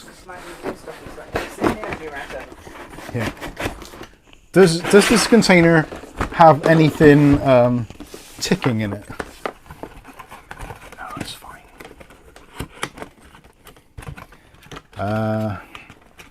David Under says even my backup drives have backup drives. I would say I'm not brilliant at backups, but I have my I have my Synology, which is backing up each PC daily, and that backup is then distributed across 4 drives. So in terms of kind of some level of security, it's not too bad. I've also got a lot of important files backed up on OneDrive.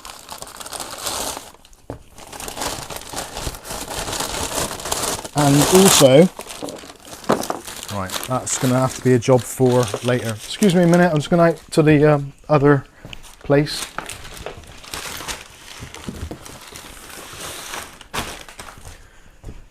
Oh dear Lord. Right. Okay. we're all good. Right, that's that done. Mobes, hopefully you're happy now, and your idea, well, your mind is at ease. Knackered now. Right. Rasher missed it all. He keeps asking everyone what happened with it. Right, Rash. Very well. Wasn't working. Now it is. Yeah, Rasher. Honestly, the literal idea is I blew on it a couple of times and powered it up with the new processor and new RAM, and it worked pretty much first time. So it was pretty straightforward. It looks like that Mobes has got a dead CPU, possibly. It's always hard to say unless you've got the entire PC here in front of you. It's really hard to kind of make any assumptions, but it's one of those things. At least now we know the motherboard is fully functional, works, boots into Windows, etc, etc, etc. So the rest of the troubleshooting hopefully is going to be a little bit easier. Windows Drive, there we go. Oh, balls. Don't forget to put that in mind. What is it? I didn't put the clips back on the motherboard. I knew there'd be something. Damn it. Oh man. Why did no one say? No one told me that the clips were still on the desk. They're literally there in the shot. Can you see that? They're there. Oh no.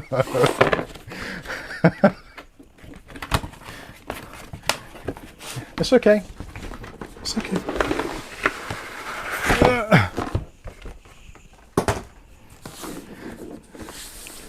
Dave Aiken says a quick blow makes everything better.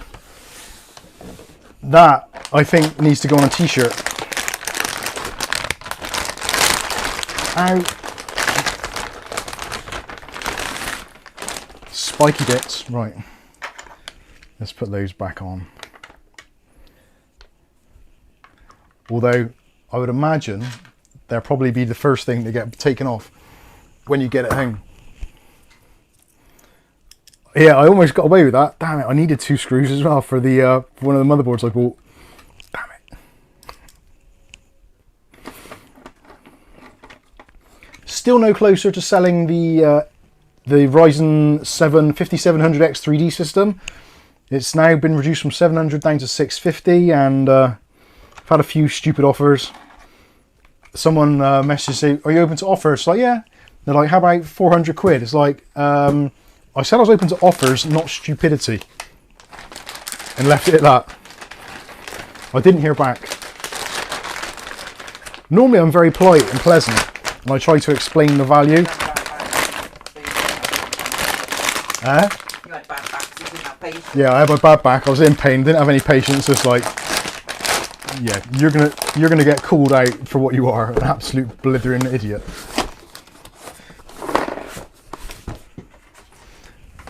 Makes everything better. Yep.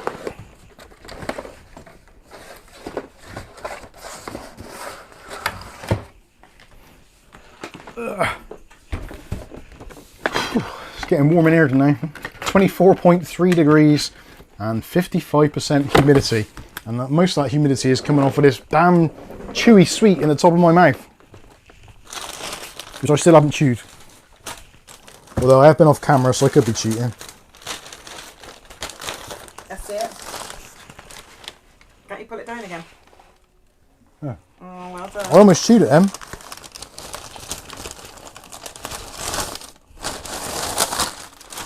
Fortunately, when it comes to those fruit pastilles, I have willpower. Chocolate, not so good.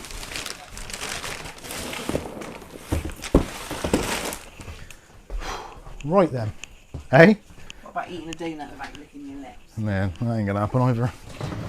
Right, let's turn my PC off and we can destroy my computer.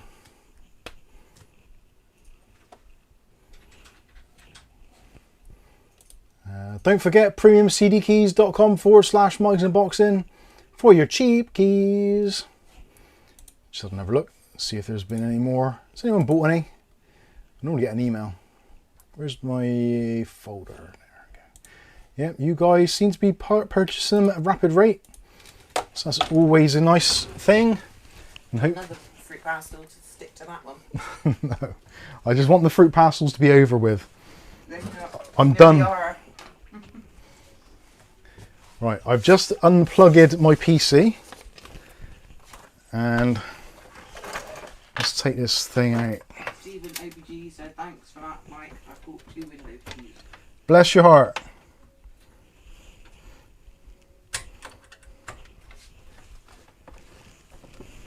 You don't have to buy anything or do anything. We just... Oh, fucking hell, that hurt. I just hit my head on a shelf. That's going to leave a mark. Ugh. I got way too many USB things connected to this computer. It's in a really, really awkward place. Oh, and I think I just dropped one of them. So something's never going to work again. Oh no, that's antennal. I think. Right, is everything disconnected before I try lifting that? Yes. Oh my goodness. Oh crap. I don't want that bit. Whew. Whose idea was to put that right up there? Yeah, it's kind of mine. Right, let's get rid of the glass panel because that is not going to be necessary at all. Let's get the light back over. So there is my video editing PC as it currently stands. Stephen says, I can't sell jack shit, the market is gone. I'm in a pretty lucky position that most of the stuff that I sell has been stuff that I've been either gifted or, Christ, this thing's filthy already. I've only had it going for 2 days.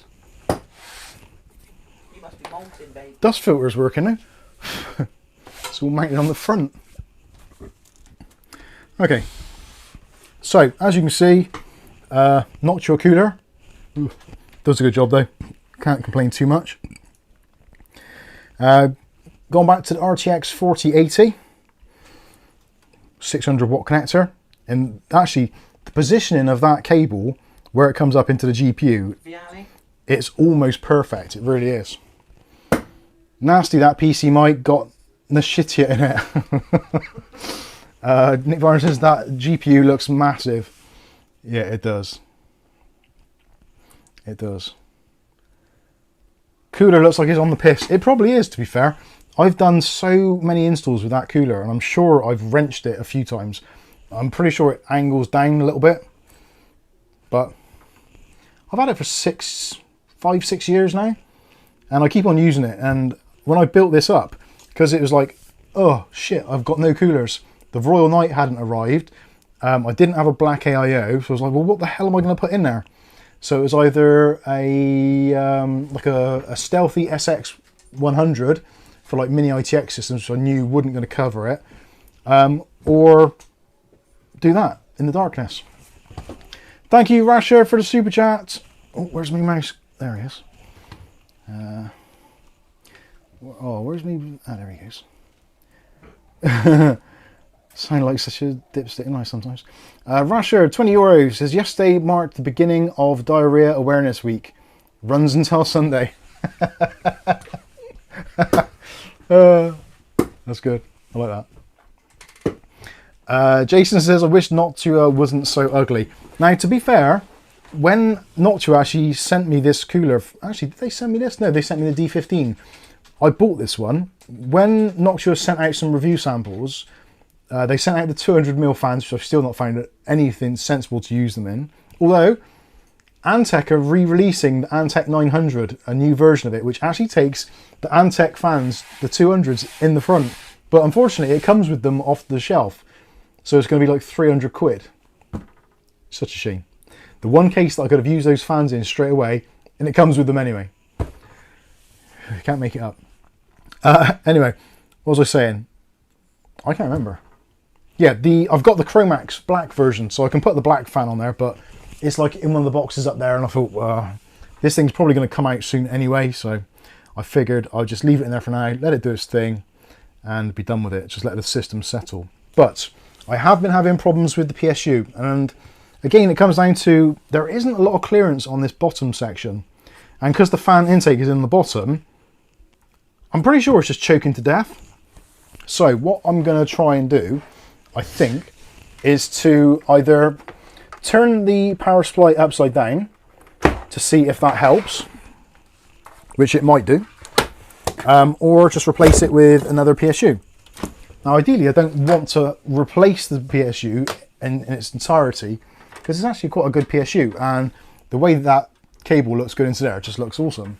So I don't really want to change that, but in terms of the kind of ongoing review process of this case, I want to see if that is a problem with those feet being too low and it choking off the power supply, because they've opened this bit up in the top, so potentially we've got fresh air coming from the front here blowing in, and it could blow then into the power supply and out through, which might be helpful. Neck bars. Mike, could you print taller feet? That is something else on this computer. For the computer case as well. Yeah, I can print out some Colombian heels for it. So the feet are very problematic. Now, I've been trying to find out, there are some STL files online for the 207 lot with bigger feet, but at the time the PC was on and I couldn't see whether they're the same. So I'm going to take some photographs of this. The only thing is I will probably need, well, unless they've designed it, that does look very similar, but it has got a rail on the side.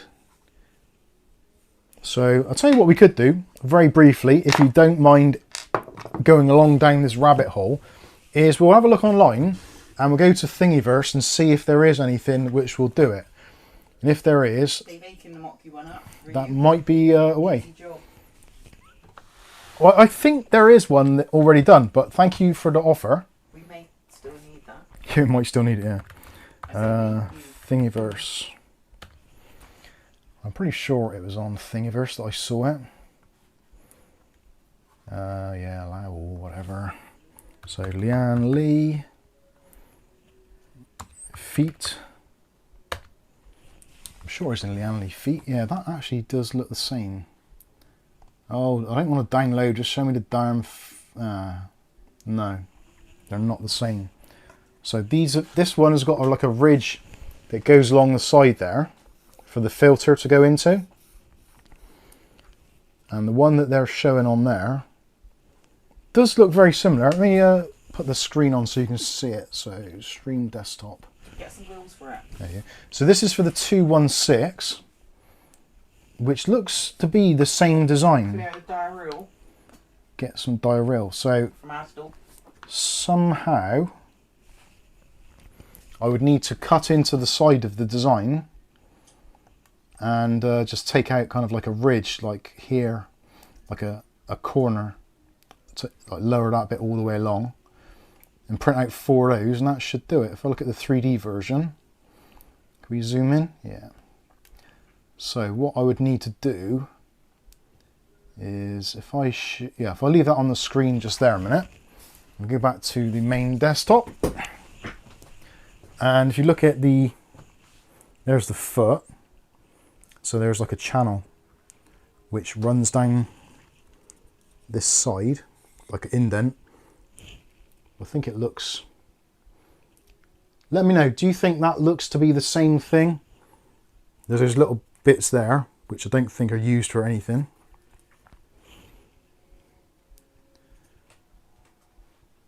But to me that looks the same. But again, I'm clearing the diarrhea, I'm wiping it off now. So again, looking at that, to me looks like it is the same. So I could always do that, print out the 4 and then just not use the air filter. That might help. But yeah, I think that is a problem, that it is choking. I'm going to switch back to the main camera. So as you can see, like there's loads of ventilation there, and the vent is literally there. So yeah, I don't know whether to turn in the fan the other way round does have some benefits, because then when the fan isn't running, heat is going to try and naturally escape up through, and also there's going to be some ventilation coming through the side. So I am tempted to go with that, but I think those feet initially leave the filter off in case choking airflow. I have been leaving the filter off. The filter is like quite a fine mesh, but the trouble is with this, you've got the plastic, which then lowers it even more, because like the height of the feet, like that slides into there. So then that only gives you about, I don't know, 4 or 5 millimeters of clearance, which I don't think's enough. But I'm not a thermal engineer, but the power supply has been seeming to be running warmer than I would have liked it to. So I don't know. Prop the case up by 25mm first and see if it makes any difference before messing around with prints. Yeah, that's probably not a bad idea actually. Buy some magnetic strips for the filter. Ah, of course, yes. I just realised the feet as well. Ah, yes, that makes sense. So there is a channel in the feet which actually holds the panel on at the bottom. So without that, it wouldn't fit in particularly well. So yeah, they're not exactly the same. They're very close, but they're not the same. They've overcomplicated them. If they were just like normal round feet, it would be a lot easier. So I think that's what I might do. I might just end up going with the, basically just put it on blocks to start with, raise it up a little bit higher, and see if that improves it. But I am going to swap out the cooler anyway, because that is something which I have definitely got to do, because I need to do some thermal testing. So let's head over to the overhead camera and we can get started. Let me print off risers for the original feet to just add on to them. I did think that. Yeah, I might be able to do that. Yeah, ones which kind of clip around it or stick onto it. That might be doable. That's really dark. That is the trouble of working on a black case. They are, yeah, that is definitely pissed, isn't it, that cooler? Raptor. Maybe not out loud, it's up to you. Rasher. Good one. I'm not going to say that out loud. I've probably said worse, but I just thought I'd warn you in case. I hate getting these coolers off with the spring clips. Although these spring clips are actually easier than the cooler which is going on. We can't see because your head's over it. Sorry. I still haven't chewed the fruit pastel. I've never chewed the whole packet since then. Kath's done the whole packet almost. This PC, for me, has got surprisingly minimal RGB. Now, something which is actually interesting about the Royal Night cooler is it's got a 15mm fan on the front, but it comes with a bracket so you can put a 25mm on the front if you wanted to. So that is then going to encroach into your RAM space a little bit. But if you're not using the first slot, which I guess a lot of people aren't these days, then potentially you might get a little bit better cooling performance and potentially a nicer look as well. Let's get the old blue roll out. It's already shut down, isn't it? Oh, Scythe. Yeah. I thought Scythe were just shutting down their European leg, and they're transferring all of their work to their Taiwanese base. They're still going to be going as a company, because they had an interview on what's it called? Computex. Computex? Yeah, Computex. I had to think then. They're just remodeling. Yeah.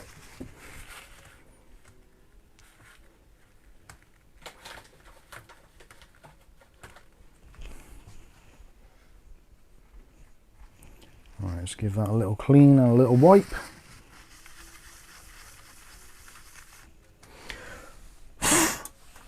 Give it a little magic blow. because if you don't, it'll never work again. And I will put that to one side. I'll go with another. Oh, actually, I'll clean out that one. That one seemed to be ejecting a lot of paste out the side. Anyway, right, let's get rid of these brackets.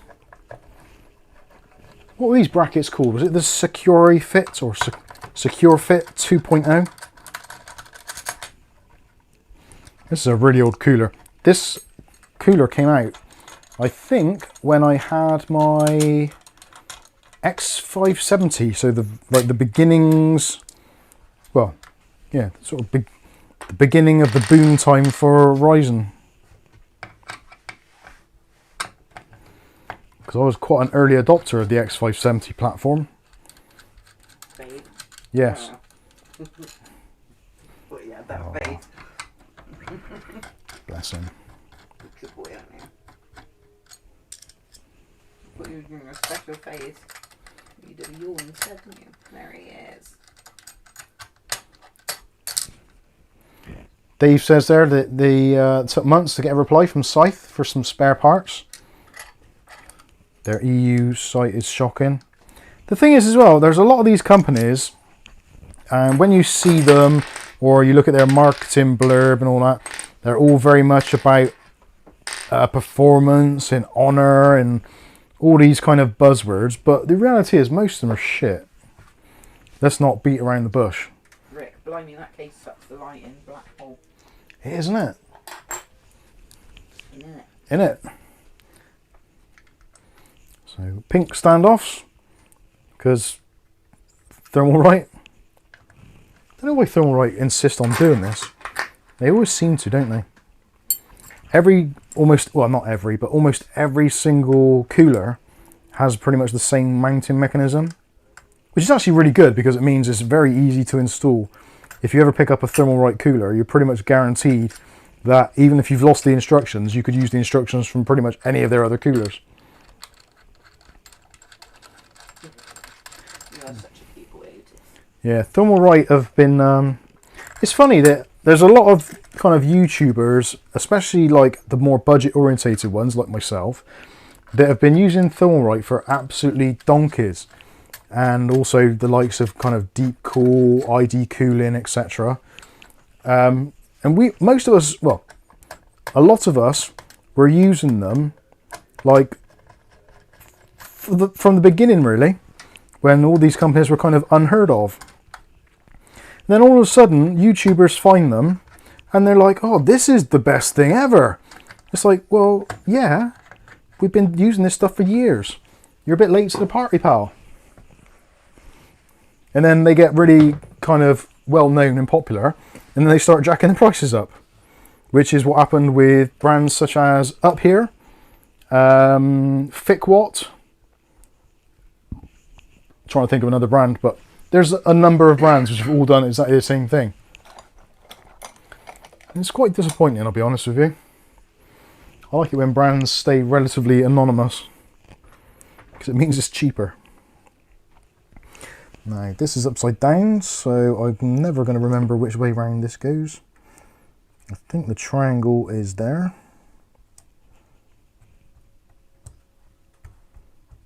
Yeah, that looks good. Get the old thermal paste shield on. And just to really upset people, put a load of that on. We've done it like a dicky shape. I haven't done it in the shape of a penis because Bob's no longer with us to appreciate it. I'm sure Russia would. He's taken over, I think. Right, I think that'll do. I'm tempted to do the spread method, but I know that upsets a lot of people, so I'm just going to go with what we've got. It's only your everyday machine, it's not going to matter. Yeah, it's only my daily driver.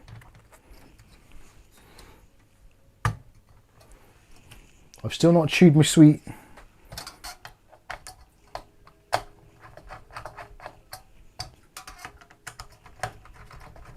Looking at the weather, we've got rain for the foreseeable future. Oh, good. Well, at least tomorrow, hopefully, people will be coming in and out for wiper blades all day long. So I won't have to talk to the boss. With his balls in head. Huh? With his Yeah.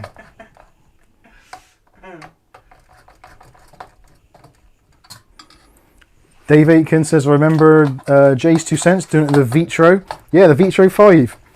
Went from a 15 quid cooler to 30 quid, yeah. Deep Cool were the same. Deep Cool, when we first did their, I think it was the Maestro or something, wasn't it?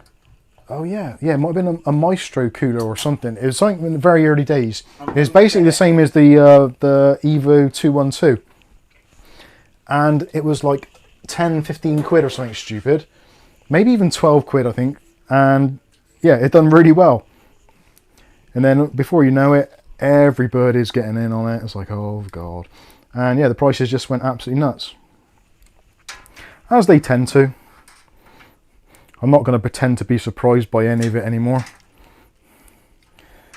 It is what it is.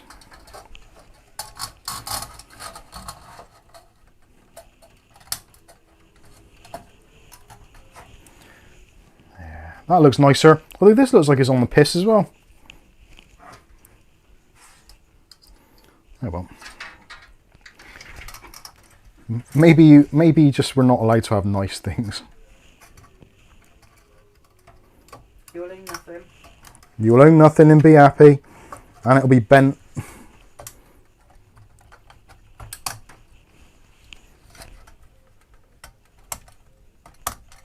So that's pretty easy to get on, and I think that looks pretty nice. Massive amount of room in there for putting a larger fan on if necessary, but I don't think it will be. Just make sure that's all good. I think that looks nicer than the Noctua. And if I remember rightly, I should have plugged this in first of all.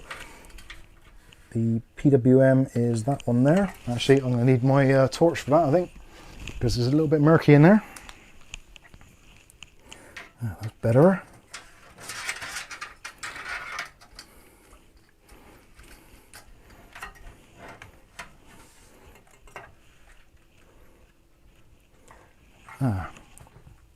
Oh no, wrong case. There's one of these cases where you can take the top off to make life a little easier. But it's not this one. Actually, Colin Hilton, when he came down this week, brought down the Antec Flux Pro, I believe it's called. And it's absolutely massive. I thought the Flux Pro was just like the Flux, just with an extra... what's it called on it? An extra display, but it isn't. It's bloody huge.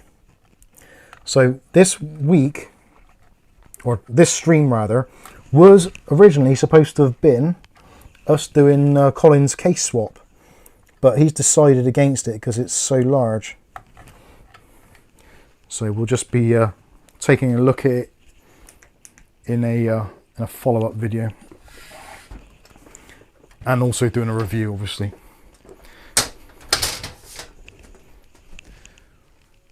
Oh, I almost chewed the sweet.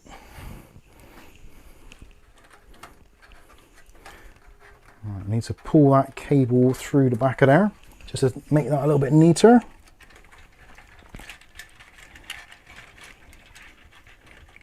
Not that it matters, because no one can see it anyway. And put those cables back in place. I don't know whether to change the power supply positioning or not.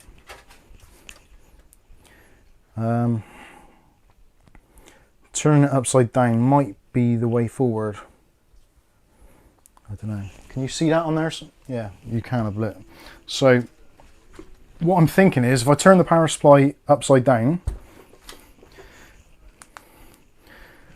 that's going to have then, because the thing is, there's quite a big gap underneath the power supply as well, which you probably can't see particularly well from that angle. But the power supply is actually up on a foam foot. You can just about see the grey foam foot just in there where I'm touching. So that in itself, the grey kind of cushion, raises the power supply up probably about somewhere in the region of about 10 millimeters off of the surface of the case anyway. So even if it's not getting air directly from underneath it, it will pull it in from around the outside of it. But yeah, I'm still not entirely happy with that configuration. But I think for the time being, I've got the cooler done now. That'll do for now. I'll just put it all back together, and I will potentially print out or modify these feet in some way to raise them up a little bit. And that will kind of answer that question then of whether or not that is the problem. Oh, scratch the side. Never mind. Life goes on. Oh, God, it's getting heavy. So yeah, nice looking case actually. And when it's all done and built up, it's really good. The cooling is excellent. So the two fans at the bottom there are pulling in air and pushing it in towards our GPU. GPU, even under full load, is about 60 degrees, which is really nothing comparatively for a air-cooled graphics card at least. CPU has been hitting 95, but it's currently running as a 7700X. So it basically tries to hit 95 degrees Celsius regardless. And if you think about it, the Noctua cooler, the NHUS, is only a single tower. So effectively it's kind of like one of those. And it's only got 5 heat pipes rather than the 6. So this has got an additional tower, an additional fan. So it should be a, well, hopefully a somewhat significant improvement. If it's not, I will just cry after having to go through all that. But I think that fits in there quite nicely. And it does suit the build a little bit more. It's a bit more stealthy looking. And although saying that in hindsight, I'm kind of missing the beige a little bit. I could put some RGB fans in there. So replace those entirely because they're only 25mm fans. That one is anyway, that one's 15. I could put two 25s on RGB ones just to give it a little more RGB bling. But really, at the moment, the only RGB we've got in here is the Thermaltake RAM. And also we've got some illumination on the side of the GPU and underneath it. But that is it. It's very, very minimal indeed. And there's Candy. Come for a little look. Hey, Candy. What's going on? Anyway, so, any questions? Okay. I'll leave you with it. Okay. Let's have a quick look at the questions and see what people are saying. I can't even see the screen. There we go. Where are we?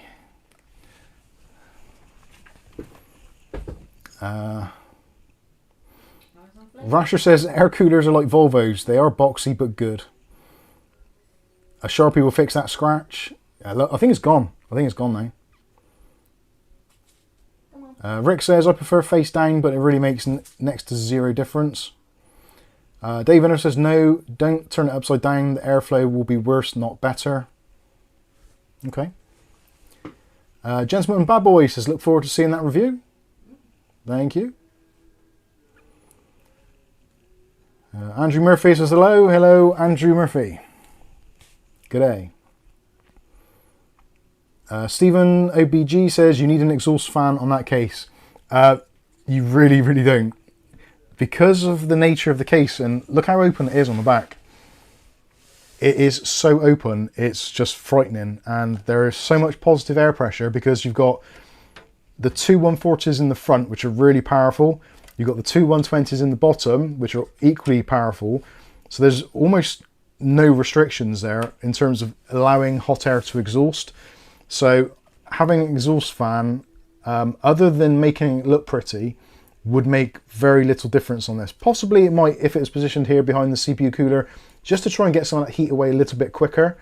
But the reality is there's so much positive pressure in here that air is just fighting to get out anyway. It can, which mostly is out this back because that is more open than the top or obviously the bottom because it's all blocked off with fans, etc. So the only way the air can get out is through this back section.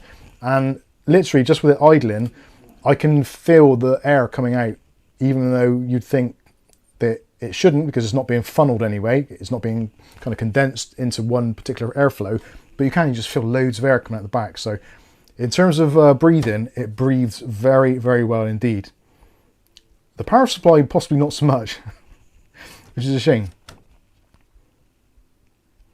Rasha says, look how Mike caresses that while mentioning the word bottom. Excellent.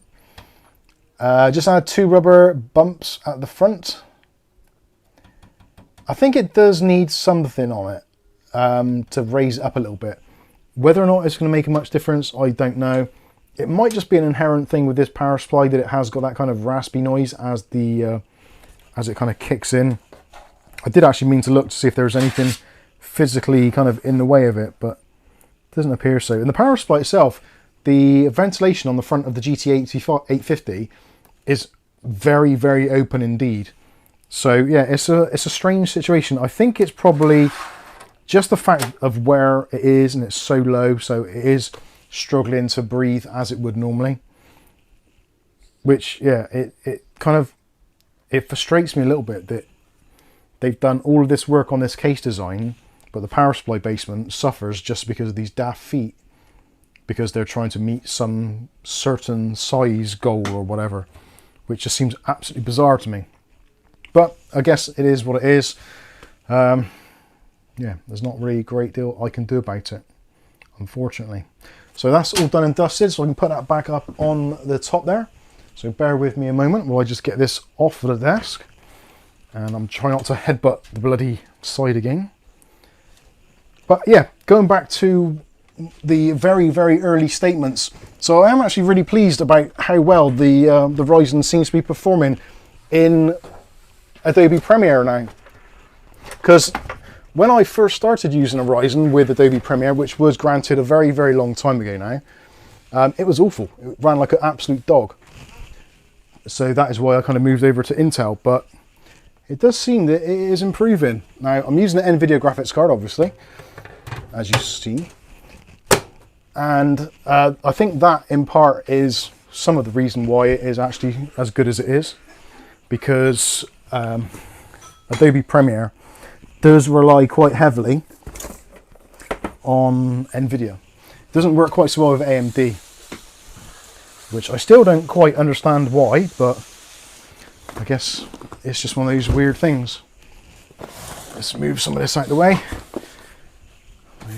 Loads of power supplies. I was tempted to use that one. That's the 850 watt RGB version, just to put a little bit of illumination in there, but because of how cramped it is in there anyway, I figure it's probably a good idea not to. So let's get rid of the old Noctua. Be good to see that not in the box. Oh, does that fit in there? Yes, it does, like a bloody glove. Excellent. This is never enough room. Right, let's have some questions.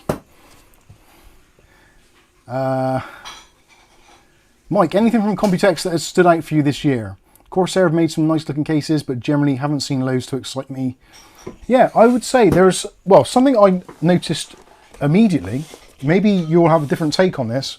Actually, sorry, let me swing that light back round.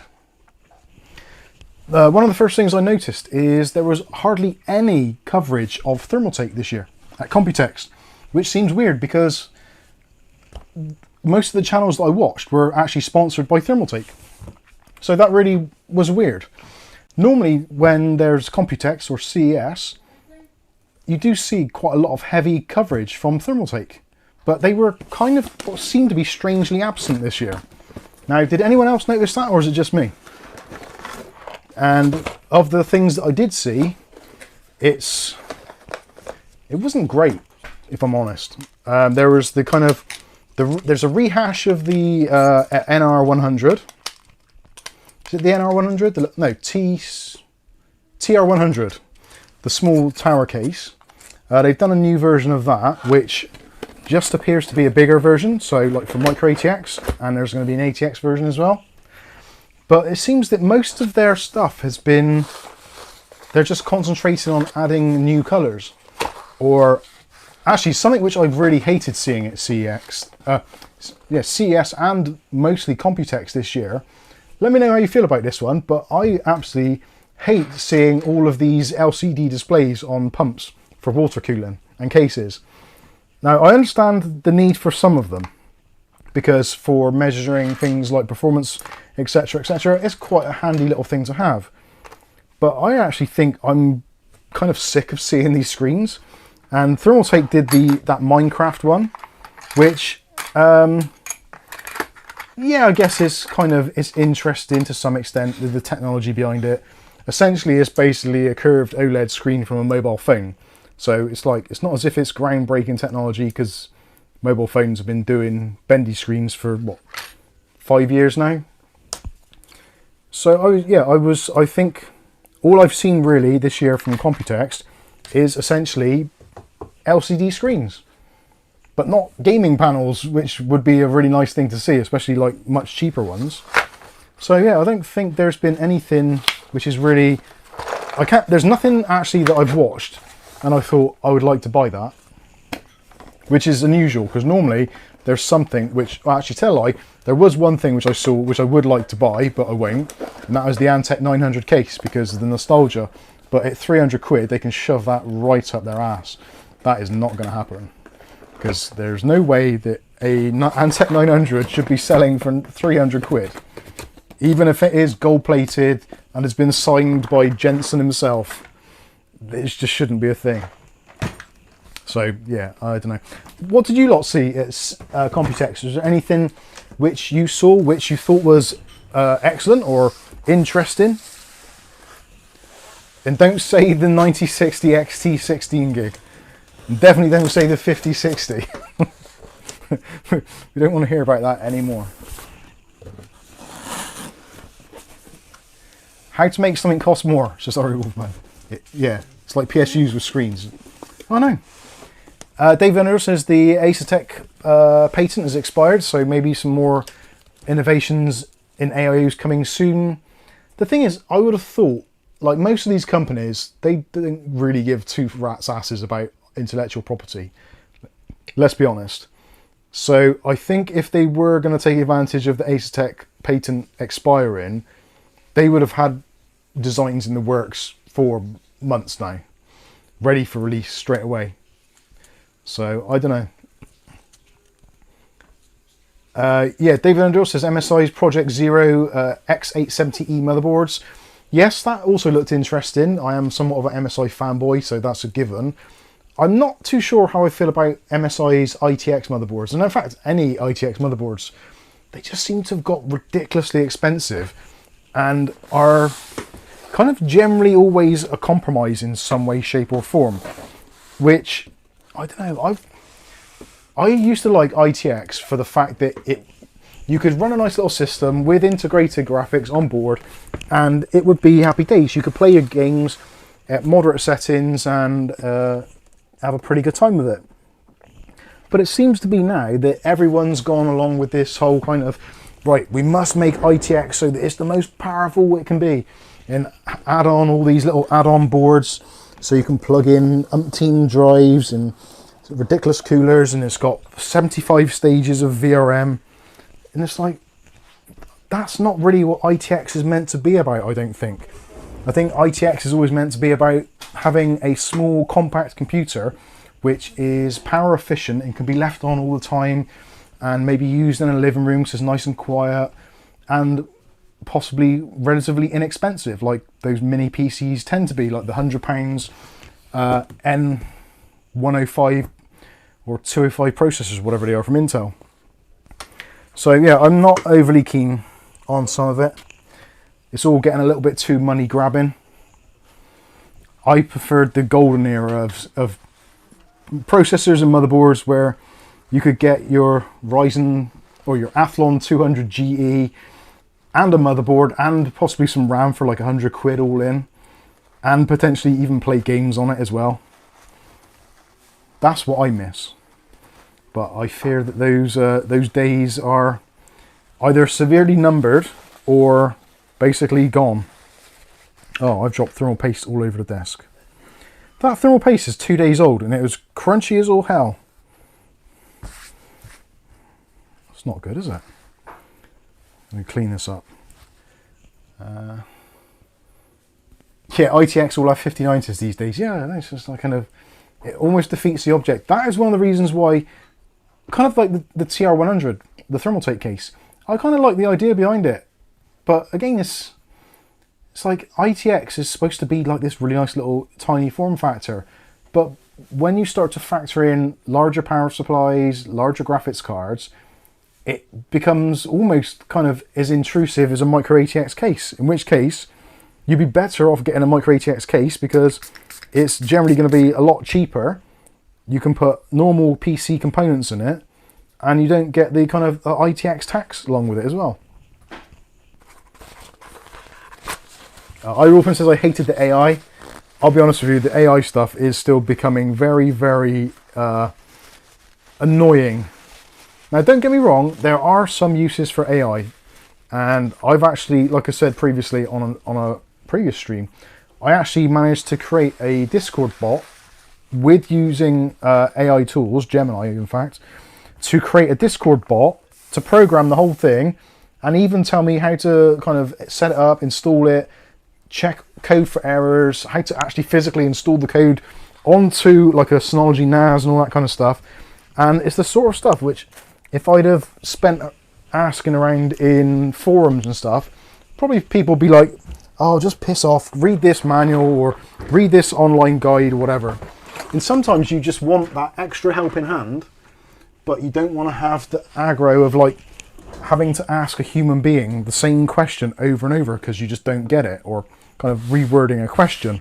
Because you know, it's like if you're doing something and you can't quite hear someone properly and you say, sorry, what was that? And they say it again and you still don't get it. You're like, I didn't get that. And they say it again. By the second or third time, most people are getting pissed right off of you. So you don't want to keep on asking. So most people just go off blindly and doing whatever, pretending that they heard what the instruction was. Whereas with AI is kind of, it doesn't have that at the moment, which is probably a good thing. So it just gets on and does it and helps you out. And if you don't understand something, you can take a screenshot and paste your screenshot into the chat and it goes, oh, right, yeah, I can see what you've done here. You need to do blah, blah, blah. Just type in this or change that line and try it again. It's like, that's brilliant. So there are definitely applications or instances where AI is extremely useful. But do we need it shoved down our throats? Did you see Lian Li liked an MSI case? What was that? The new Pano case? I'm not sure. I didn't see that, sorry, Lian Li. Oh yeah, the MSI Maestro 900 PZ. And Welly Bob's asked a question. Where did Welly Bob's question go? I can't see it. Question, it's right near the bottom. Oh, is it? Honest opinion on frame gen, especially 3x4. Right. 3x4 times. I would say with the frame generation, it's very hard for me to put it into any real perspective. Now, firstly, I am someone who is like in their middle years, so my reaction times aren't what they used to be anyway. So when it comes to frame generation, especially reaction times, I'm probably not the best person to comment on that. That I think is a younger person's game altogether, or to have some kind of scientific analysis of it, some sort of frame monitoring tool. To me, it felt fine. And when I say fine, I mean it just felt like it was normal. I didn't notice there was any difference at all, other than the frame rate just looked absolutely bananas.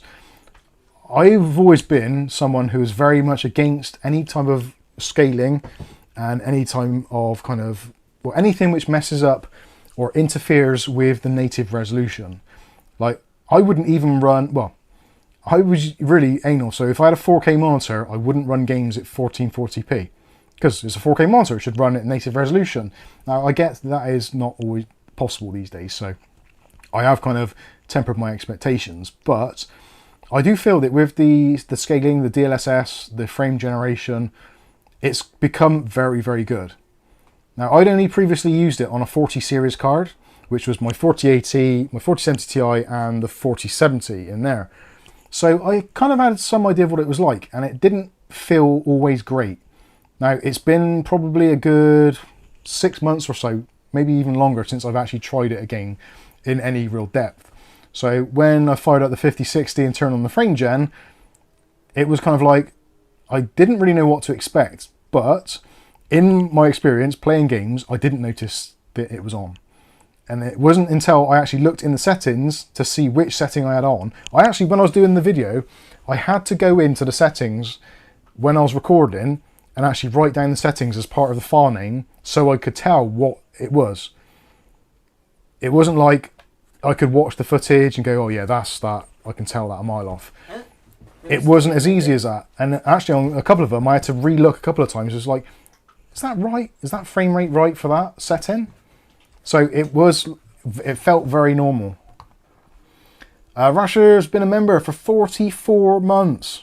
Wow. That's a long ass time. Rasher, as always, thank you very much for your continued support. And also, there are others as well which have been long-term members. I think the longest ones at the moment are probably Skystalker, Arali, Gary S, Craig Lilly, I believe, possibly, and Rasher. There's quite a few at the top of the list. Yeah, can have a look on the stats. Some of you have been really long-term members. And it's very humbling, actually.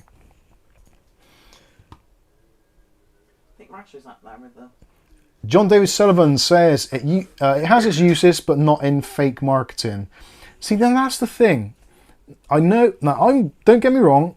I'm one of the first people to say, like, to call out bullshit where I see bullshit. But I'm almost getting to the point now where I can kind of sort of understand where Jensen was coming from when he said like the 5070 would be like 4090 performance. I do sort of understand where he's coming from with that. Obviously, there should be a massive asterisk after that statement. But when you take into account how good frame generation is on the newer platform with the 50 series, until you've actually used it for yourself and tried it, it's very hard. If you've used any sort of DLSS on 30 series or 40 series, it doesn't prepare you for what the difference is like in 50 series. Now, that's the only 50 series card I've used. But I don't think that any other reviewers have mentioned it, that there is what appears to be a massive jump between frame generation on the 40 and 30 series, or 40 series I suppose it is, and DLSS, and what it is on the 50 series. It seems to be in a completely different league. It really does, but people don't want to accept fake frames as being fake frames because they're fake frames, and it's counterintuitive. It's not right. But if it looks the same to you and it plays the same to you, where's the problem? Other than the marketing, obviously, and the pricing. That is a problem. But if a 5070 feels like a 4090, well, you know what I'm saying. I sent it to you on Discord. I haven't got Discord on that computer now. You can read it on your phone. Oh yeah, well done. I didn't think of that. Thank you for that. That's why I'm the Brian's. That's why Kath is the Brian. But more. Oh no, they're all at it. That's because you distract me off the page. Blaming you. Kath Churchill. Christ, I can't read that. Can't you enlarge it with your fingers? Yeah, but I can't read it all then. So, I'm not sure if this is in any particular order, but Patrick LaBelle's at the top at the moment. That is the longest. Oh, longest serving. So Patrick LaBelle, then Rasher, then Rick Wellybob. Sorry, I didn't mention Rick earlier. Rick H, Paul Lamont, Skystalker, Gary S, Trojan, Arali, Vlad FCP, George Grigg. I can't see the one underneath that. But those are all the kind of the top ones at the moment that have been like 3 years or longer. So you guys are all absolutely awesome. Thank you all so much. Yeah, so it's funny. Some of the names that are on there on YouTube that won't let you scroll. It doesn't take you to the top. Seeing some of the names on there are like people that kind of come and go, but seem to be still supporting the channel. It's sometimes you do forget. I'm a human being. There's only so much information I can process, and sometimes the names do escape me. But thank you all so much. We genuinely do appreciate it. And have some flashy lights, all of you. But carry on. Right, where are we? Let's see what people say. No, you've got some members showing up. They're not showing on mine. Are they not? They're showing on mine now. Oh yeah, sorry, I had to scroll back up. So yeah, Skystalker has been a member for 44 months as well, and there's a Rally who has been for 40 months as well. And this is not that long. It seems it's mad, isn't it, to think that that would have been post-COVID era. Thinking about it now. Wow. It doesn't seem like the COVID era was that long ago, but it's like 5 years, 6 years now. Well, 5 years, I suppose you'd say, since the COVID epidemic thing. Which is mad. 5 years ago. Does it seem like it was that long ago? It seems like it was really recent, but time does fly. I was thinking, well, do you know, today, sorry, technically yesterday, depending where you live, yesterday in 1994, yes, 1994, was the last ever screened episode of Star Trek The Next Generation. Wow. What was it called? I can't think what it was called. Was it the Last Journey or something? Or The Journey? If O'Reilly's in the chat. Aurelian, no. He's a Star Trek nerd. Maybe someone else will. But yeah, 23rd of... 24th or 23rd? 23rd of May, 1994, was the last televised episode or serialized episode of Star Trek The Next Generation. So that's what, 31 years. Yeah, 30, well, this is, yeah, we're going into the 31st year. 30 years since Star Trek Next Generation. That makes me feel so old. Anyway, moving on. Silverstone out of Mad Case is Iron Wolfman. Yeah, the beige nostalgia case. I like those nostalgia cases, but they are highly impractical. They look cool and they're interesting, but they're very, very impractical because they just don't have the cooling that normal cases have. So. Dutch Jan's been a member of Patreon for 1 week. Hey, go Dutch Jan. Sorry, I'm not getting up to put the lights off and on. Yeah, screw the lights. Sorry. Take your glory from the ones that we're on. Skystalker says frame generation on the 5070 can make games feel as smooth and fluid as a 4090 card. Should be more accurate. Yes, I think that was the way it should have been marketed, but that's a little bit of a mouthful. But that is definitely the more honest and the more realistic way that it should have been marketed. The trouble is, modern society, people can lie and they can get away with it and they don't get called out on it. And it just becomes a spiraling thing so that basically you don't trust anything anybody says. It's very difficult. Like at the beginning of the 5060 review, I said, I think it was at the 2-minute mark, so just after the brief intro, I said the disclaimer. So not being paid, not keeping the card, no money's changed hands, I've not been asked to say anything. All I've been asked to sign is a NDA to not release information or the video before the launch date and time, etc, etc. I haven't been told or guided on what to review, what games to include, etc, etc. This is just my thoughts playing my games as I generally do. And there were probably, well, not a huge amount, but there were about 10 to 15 people who said you're being paid by NVIDIA. Yes, Cam. Sorry, Dave Aiken's been a Patreon since August 2020. Oh yeah, yeah, patrons, yeah, of course. We should do patrons, really. We should do the Patreon one as well. Should I copy and paste that over to you? Go on then. Yeah, so what I did, because the people that obviously said that I was being paid by NVIDIA didn't watch the video or didn't listen far enough to get into that. They just scrolled through and maybe missed it. So to anyone who said in the video, oh, this is a shield for NVIDIA or you were paid by NVIDIA to say this, I just say to them, I did address that in the video and I told you exactly how much NVIDIA paid me. So at that point then they're probably thinking, oh, so he did get paid. So they'll watch through the video then. So I'm getting a bit more extra watch time out of those suckers. So thank you very much, suckers, for first of all dissing me, but secondly, not watching the video in its entirety the first time round, so you have to watch it in its entirety the second time round. Have some of that. I need to start doing that. John David Sullivan says, people want real frames. Do they though?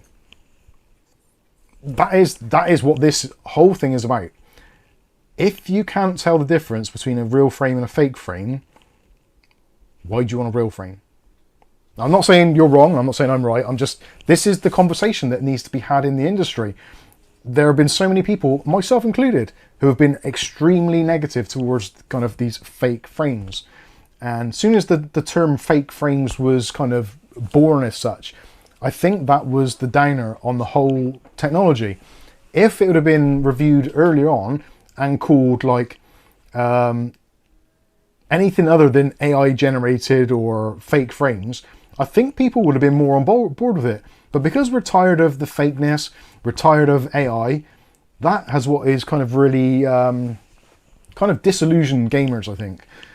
Personally, like I've always said for everything, if something feels good and it's the right price, I don't care how it comes to be. It's like, again, going back to my Discord bot.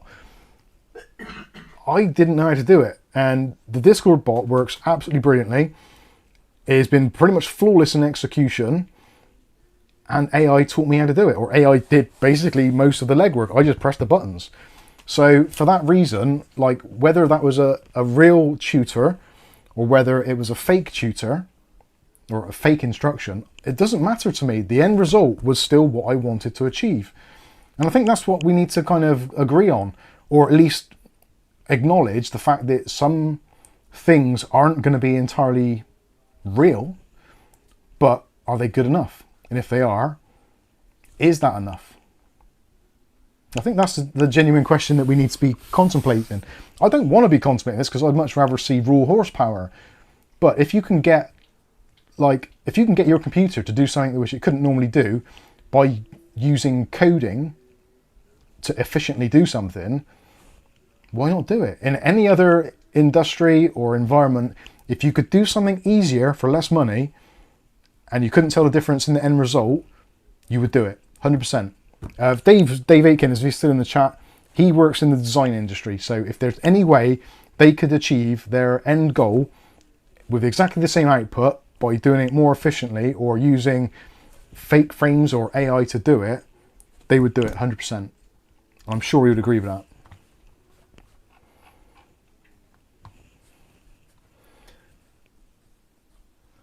O'Reilly says, I want real frames because I had AMD FSR on and in supported and officially support games.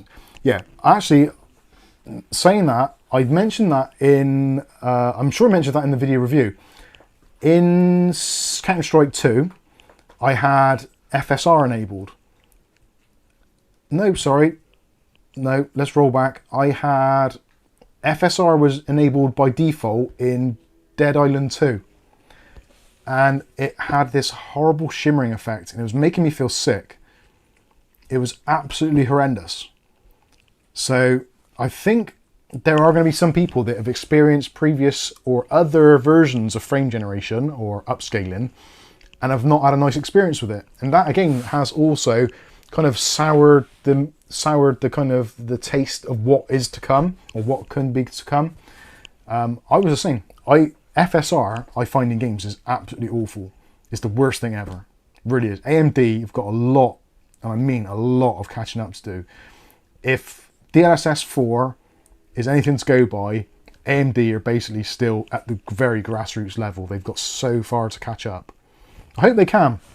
I've not seen FSR 4, is it FSR 3 or 4, whatever the latest one is. I haven't seen that in a game yet. I haven't got a graphics card which supports it. So I can't comment on what their current technology is like, but I guess I'm in the same position. I'm saying about AMD what people were saying about NVIDIA when they haven't tried it for themselves, going on someone else's experience. So if I tried the new FSR with a modern graphics card, it might be great. But the previous FSR was horrible. So that is, again, those are all things to consider. I'm not, don't get me wrong, NVIDIA and MSI don't pay me a penny, not a single penny. I'm just having the conversation because I think it needs to be had. Because I was on one side of the fence and I was very adamant that I was right, but I'm not so sure now. And that actually takes a lot from me because I don't like admitting that, but it's the truth. And I can't say it's something other. Like, it would have been so easy in that review if it was absolute junk to say this is an absolute abomination, shouldn't be used, it's rubbish technology, and everyone would be like, yay, give it to NVIDIA. But that wasn't the case. And I'm not going to just go with the crowd, go with the mob rule and piss on NVIDIA and MSI when it actually wasn't warranted, at least in that experience.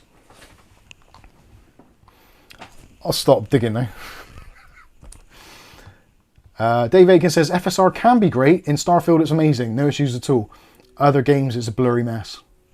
I must admit, I don't think I've played... I've got Starfield, but I don't think I've played it on an AMD card. Pretty sure I haven't.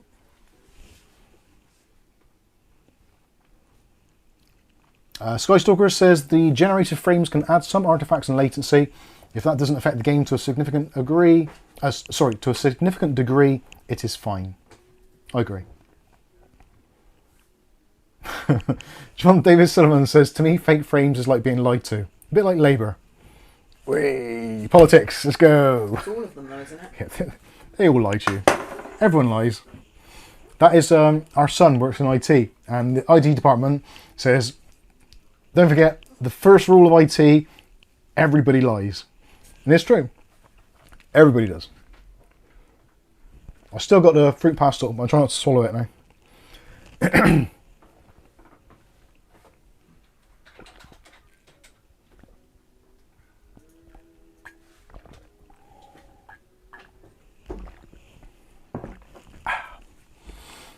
Right then.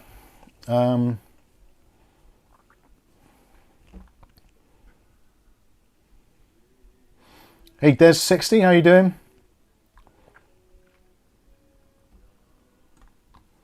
Yeah, David Underhill says fake frames have been around for years, long before most game companies. Most Amiga and Atari ST games used it. What's Kath laughing at now? Rasher. He's pissed. No. Is it possible to take a skin graft from your buttock and transplant it onto someone who isn't family? Our skin for a friend. Dear Lord.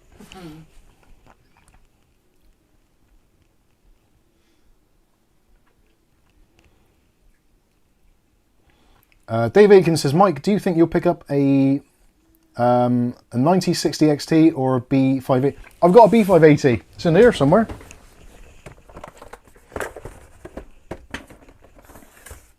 Oh, yeah, there it is. I got it when it first came out. I've still not used it. Actually, I tell you, I think I might have made one video on it already. I think. Or did I? I might not have done. I think I remember. Or maybe you just did it in a stream. I might have just had a look at it in a stream. Yeah, I've been meaning to do a video on it, actually. It would have been the ideal card to test against the 5060, but time was not on my side for that particular instance. And realistically, like the ARC B580, from what I can see and what I've vaguely remember from trying it, because I did start doing some reviewing on it, but the drivers were a bit iffy, so I thought, oh, sod it, I'll try it again another time. I never got round to it. I actually got a bunch of footage saved on the desk. Saved on disk rather, which actually be quite interesting with the modern drivers to see how it compares and see how it's improved. But the reality is, like, yeah, this is a good card. It's good specs realistically for what it is, but ultimately it comes down to drivers. Like with everything, like the hardware can be absolutely shit hot, but if the drivers suck, you're knackered, aren't you? So I think the drivers for the Intel Arc, yes, they're good and they're getting better. But the B580 kind of loses a lot of things that the A770 had in terms of like raw horsepower. This is almost like a cut down version of it, which is kind of weird because the naming scheme, like the B series, you think would be like upgraded, but it's a 580 rather than a 770. So the 770 is obviously 7 class card. This is a 5 class card. Yeah, it's a very difficult one, but I don't think it's actually as good as the A770, but it's a more refined and mature version of the Intel graphics, but kind of less powerful but more powerful. So I think it uses less physical wattage but achieves kind of roughly the same, maybe slightly more. And I think the A770 was 16 gigs, whereas this is 12, I think. It's been so long. It's either 10 or 12. I think it's 12. But yeah, I should actually try it. And what I think I'll do, when I get my the streaming rig transferred over to the Intel motherboard, I will stick this in and I'll go for all Intel So all the drivers are going to be happy together, and I'll see what it's like. Do some testing on it. It's a nice looking card. I'm kind of a little bit gutted now that I didn't get the white version from another brand, which then I could have put in the streaming PC and left it in there. How does that compare on price? We'll see. Price comparison. This, I think when I bought it, it was $259, and it was supposed to be $249 launch price, like $250. So I think I paid a little bit extra for it because it was like the kind of the Founders Edition version, so to speak. I didn't get, like a lot of people got absolutely hammered on price for this, like £300 or something, which I don't know if it's worth £300. In terms of performance-wise, the saving grace of this is the fact that it is got the that 12 gigs of RAM. If this was 8 gigs of RAM, it would be dead on arrival. As good as it is, and as much as we want to see the competition, if it had 8 gigs of RAM, it would be dead. The only thing that saves this card is the 12 gigs of RAM, which, if you think about it, is actually quite a sad thing to say. Because you think, like, if the RTX 5060 was a 12 gig card, it would have sold like it was going out of fashion. They would not have been able to keep up with demand. They genuinely wouldn't. That 12 gigs of RAM, that would have turned that card from being something which people hated to something that people would have queued up outside of shops to buy. Genuinely. I honestly believe that. Because effectively it's kind of like a 5060 with 12 gigs of RAM would effectively be the same as a 4070, give or take. And for 300 quid, people would have been knocking down doors to get it.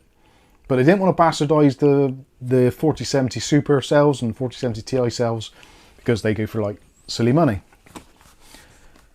So yeah, it's bizarre.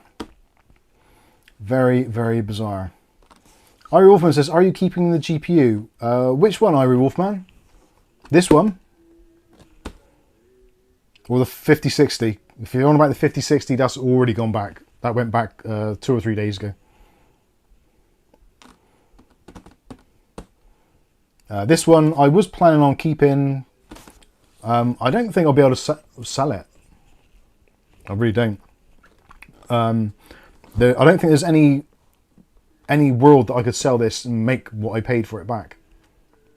So it's kind of pointless selling it for a loss because I don't really need to sell it. But yeah, it's a nice card. It's like I said, it's kind of like it's a collector's thing. I sort of wish I still had the A770 because that was the Intel original one as well. But I sold it because I was running out of room, and it's like, well, what can I get rid of? And somebody wanted to do video editing on a PC, so I was like, take my money. Anyway, still got the hoop passport on my tongue still. I've lasted for ages. I reckon we'd have got to Exeter by now. It's almost gone. A display GPU. It's kind of, yeah, it's kind of nice. The packaging is nice. Intel have done a good job marketing it, I think, really. In terms of power, like, it's fine. It's got it incorporates all the usual stuff. So you've got AI stuff on there. You've got ray tracing. The ray tracing is actually pretty good. And if you like things like RoboCop or any of the Unreal Engine games, it does really well in Unreal Engine games. So like UE5, Fortnite, RoboCop, obviously numerous others. It's going to do really good in those titles because it does seem to excel in those. Yeah, Fortnite was really, really good. Very enjoyable, very playable. And I think this was the launch card, or was it the, it might have been A770, was the launch card for RoboCop Rogue City. So it was literally kind of like tailored towards the graphics card for Intel. And actually when you load up the game, it says works best on Intel or something along those lines. So it's pretty good. Oh, it works well with Cyberpunk. Cool.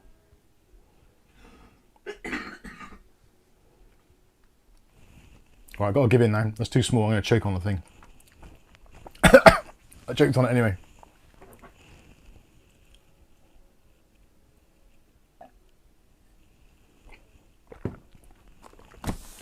AMD should have priced the 9060 the same. Yeah, I think the 9060 should have been 250 quid. obviously, depending on what happens, we've got another, what, week and a half, 2 weeks. Is it June the 6th? I think it is, that the 9060 is coming out. So we've got another couple of weeks. So I would say if you're looking at that kind of the more value orientated segment, then it's probably worth waiting a couple of weeks to see what the 9060 comes out like. I'm going to guess it's going to be kind of okay. I would think it's going to get quite good response from the tech media, especially the 16 gig version. The 8 gig version, I think that's going to be an interesting one to see how people kind of play that one. And it's a game for AMD themselves. They were the ones saying that 8 gigabytes is not good enough, and now they've got an 8 gig card. So yeah, AMD isn't a company that we should like, appreciate, or even be thankful of. As I've always said, Intel, Nvidia, AMD, Apple, basically all of the big things, Sun Microsystems, etc., the whole lot, majority share owned by the same group of people. Vanguard, BlackRock, Stateside, JPM Morgan, all those, JP Morgan, various others, the Sachs Group, all sorts. There's like these 10 companies which all basically trade shares within each other. They run the place. So they know that they're going to get the money out of us one way or the other. So they don't need to be our friend. They don't need to give us these great discounts or great graphics cards or a deal, because it doesn't matter who we buy it from. They still get the shareholder profit, so it makes no difference to them at all. Anyway, I think that should be where we end things.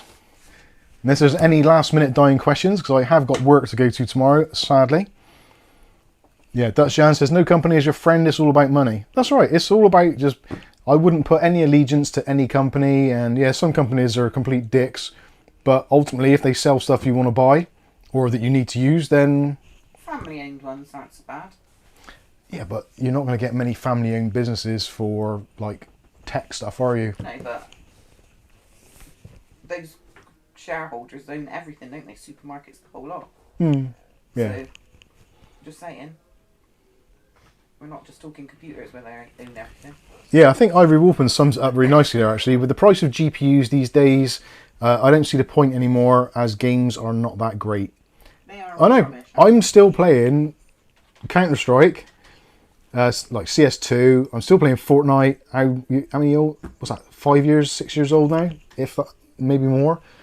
Rocket League. What else am I playing at the moment? Or playing... Flight Simulator 2020. That's kind of aged itself already. What else is there? Wreckfest. So yeah, basically every single game I'm playing regularly at the moment is... Well, Robocop's probably the newest of the lot. That's about a year and a half old. Yeah, Technically. So yeah, most of us are playing old games, so just stick an old graphics card and be happy. If you enjoy it, if it's your hobby, spend the money, but you don't really have to. Which basically takes us full circle to what I said at the very beginning of the stream. Do you see LLXLL? I can't believe I haven't been subscribed. I've been loving and watching the content. Mike says XXLXL, or whatever that is. Well, thank... That completely opposite. I know. Thank you, LLXLL, whatever. I'm not sure what that is, but thank you.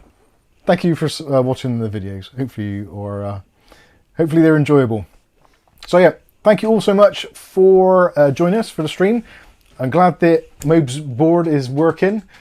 I kind of hoped it was going to do that, so yeah. You've got contact details. I have got contact details, so yeah, in the Discord, so I'll be shipping that back early in the week. We'll get that arranged. Yeah, so it's turned out to be pretty good. I managed to swap out my CPU, didn't break anything, although I did headbutt the shelf, and that has hurt a little, but no problem. And I managed to have the fruit pasta in my mouth without chewing and streaming. Awesome stuff. In the links, in the tags. I will, yeah. So yeah, thanks everyone for watching. Have a fantastic rest of your weekend. If you want to continue chatting to other like-minded nerds, head over to our Discord. I'll put the link in the chat for that, so if you want to do that, you're more than welcome to. And again, for those of you that are later joining, don't forget premiumcdkeys.com/Mike's Unboxing. You now get 10% discount rather than the 5 or 7% it was previously. And also some of the prices have been lowered as well. And for those of you that are interested, they have now got the Windows 11 Enterprise Editions. So if you don't want Windows with all the bloat and you don't want to have the hassle of removing things like your Recall, your Copilot, your OneDrive, your OneNote, Paint Plus, whatever other bullshit there is in there, then you can install the Enterprise Edition and have a very nice, clean operating system from the very first boot, which is awesome. It does cost you about an extra €1 to €2, but come on. It's probably worth that just to do it anyway. And I will be doing a full video tutorial on how to install it, how to get the license key, how to activate it and all that kind of stuff. So that will be coming up very shortly on the channel. But I think that... You put the Discord link in, didn't you? So the other one? I did Discord and I did Premium CD keys. I'll do that now. That's the other one. There you go. Yeah, I'll go and sell some windscreen wipers in the rain tomorrow. Have a fantastic rest of your weekend. Thanks again for all of you that joined us. Thank you all for your continued help, support and contributions. They're very much gratefully received. I've been Mike. This is Mike's Unboxing Reviews and How To, and hopefully we'll catch you in the very next video. Thanks for watching. Have a great weekend. See you later. Poppy says bye as well. Oh, is that Candy? Candy says bye as well. Night all. Bye.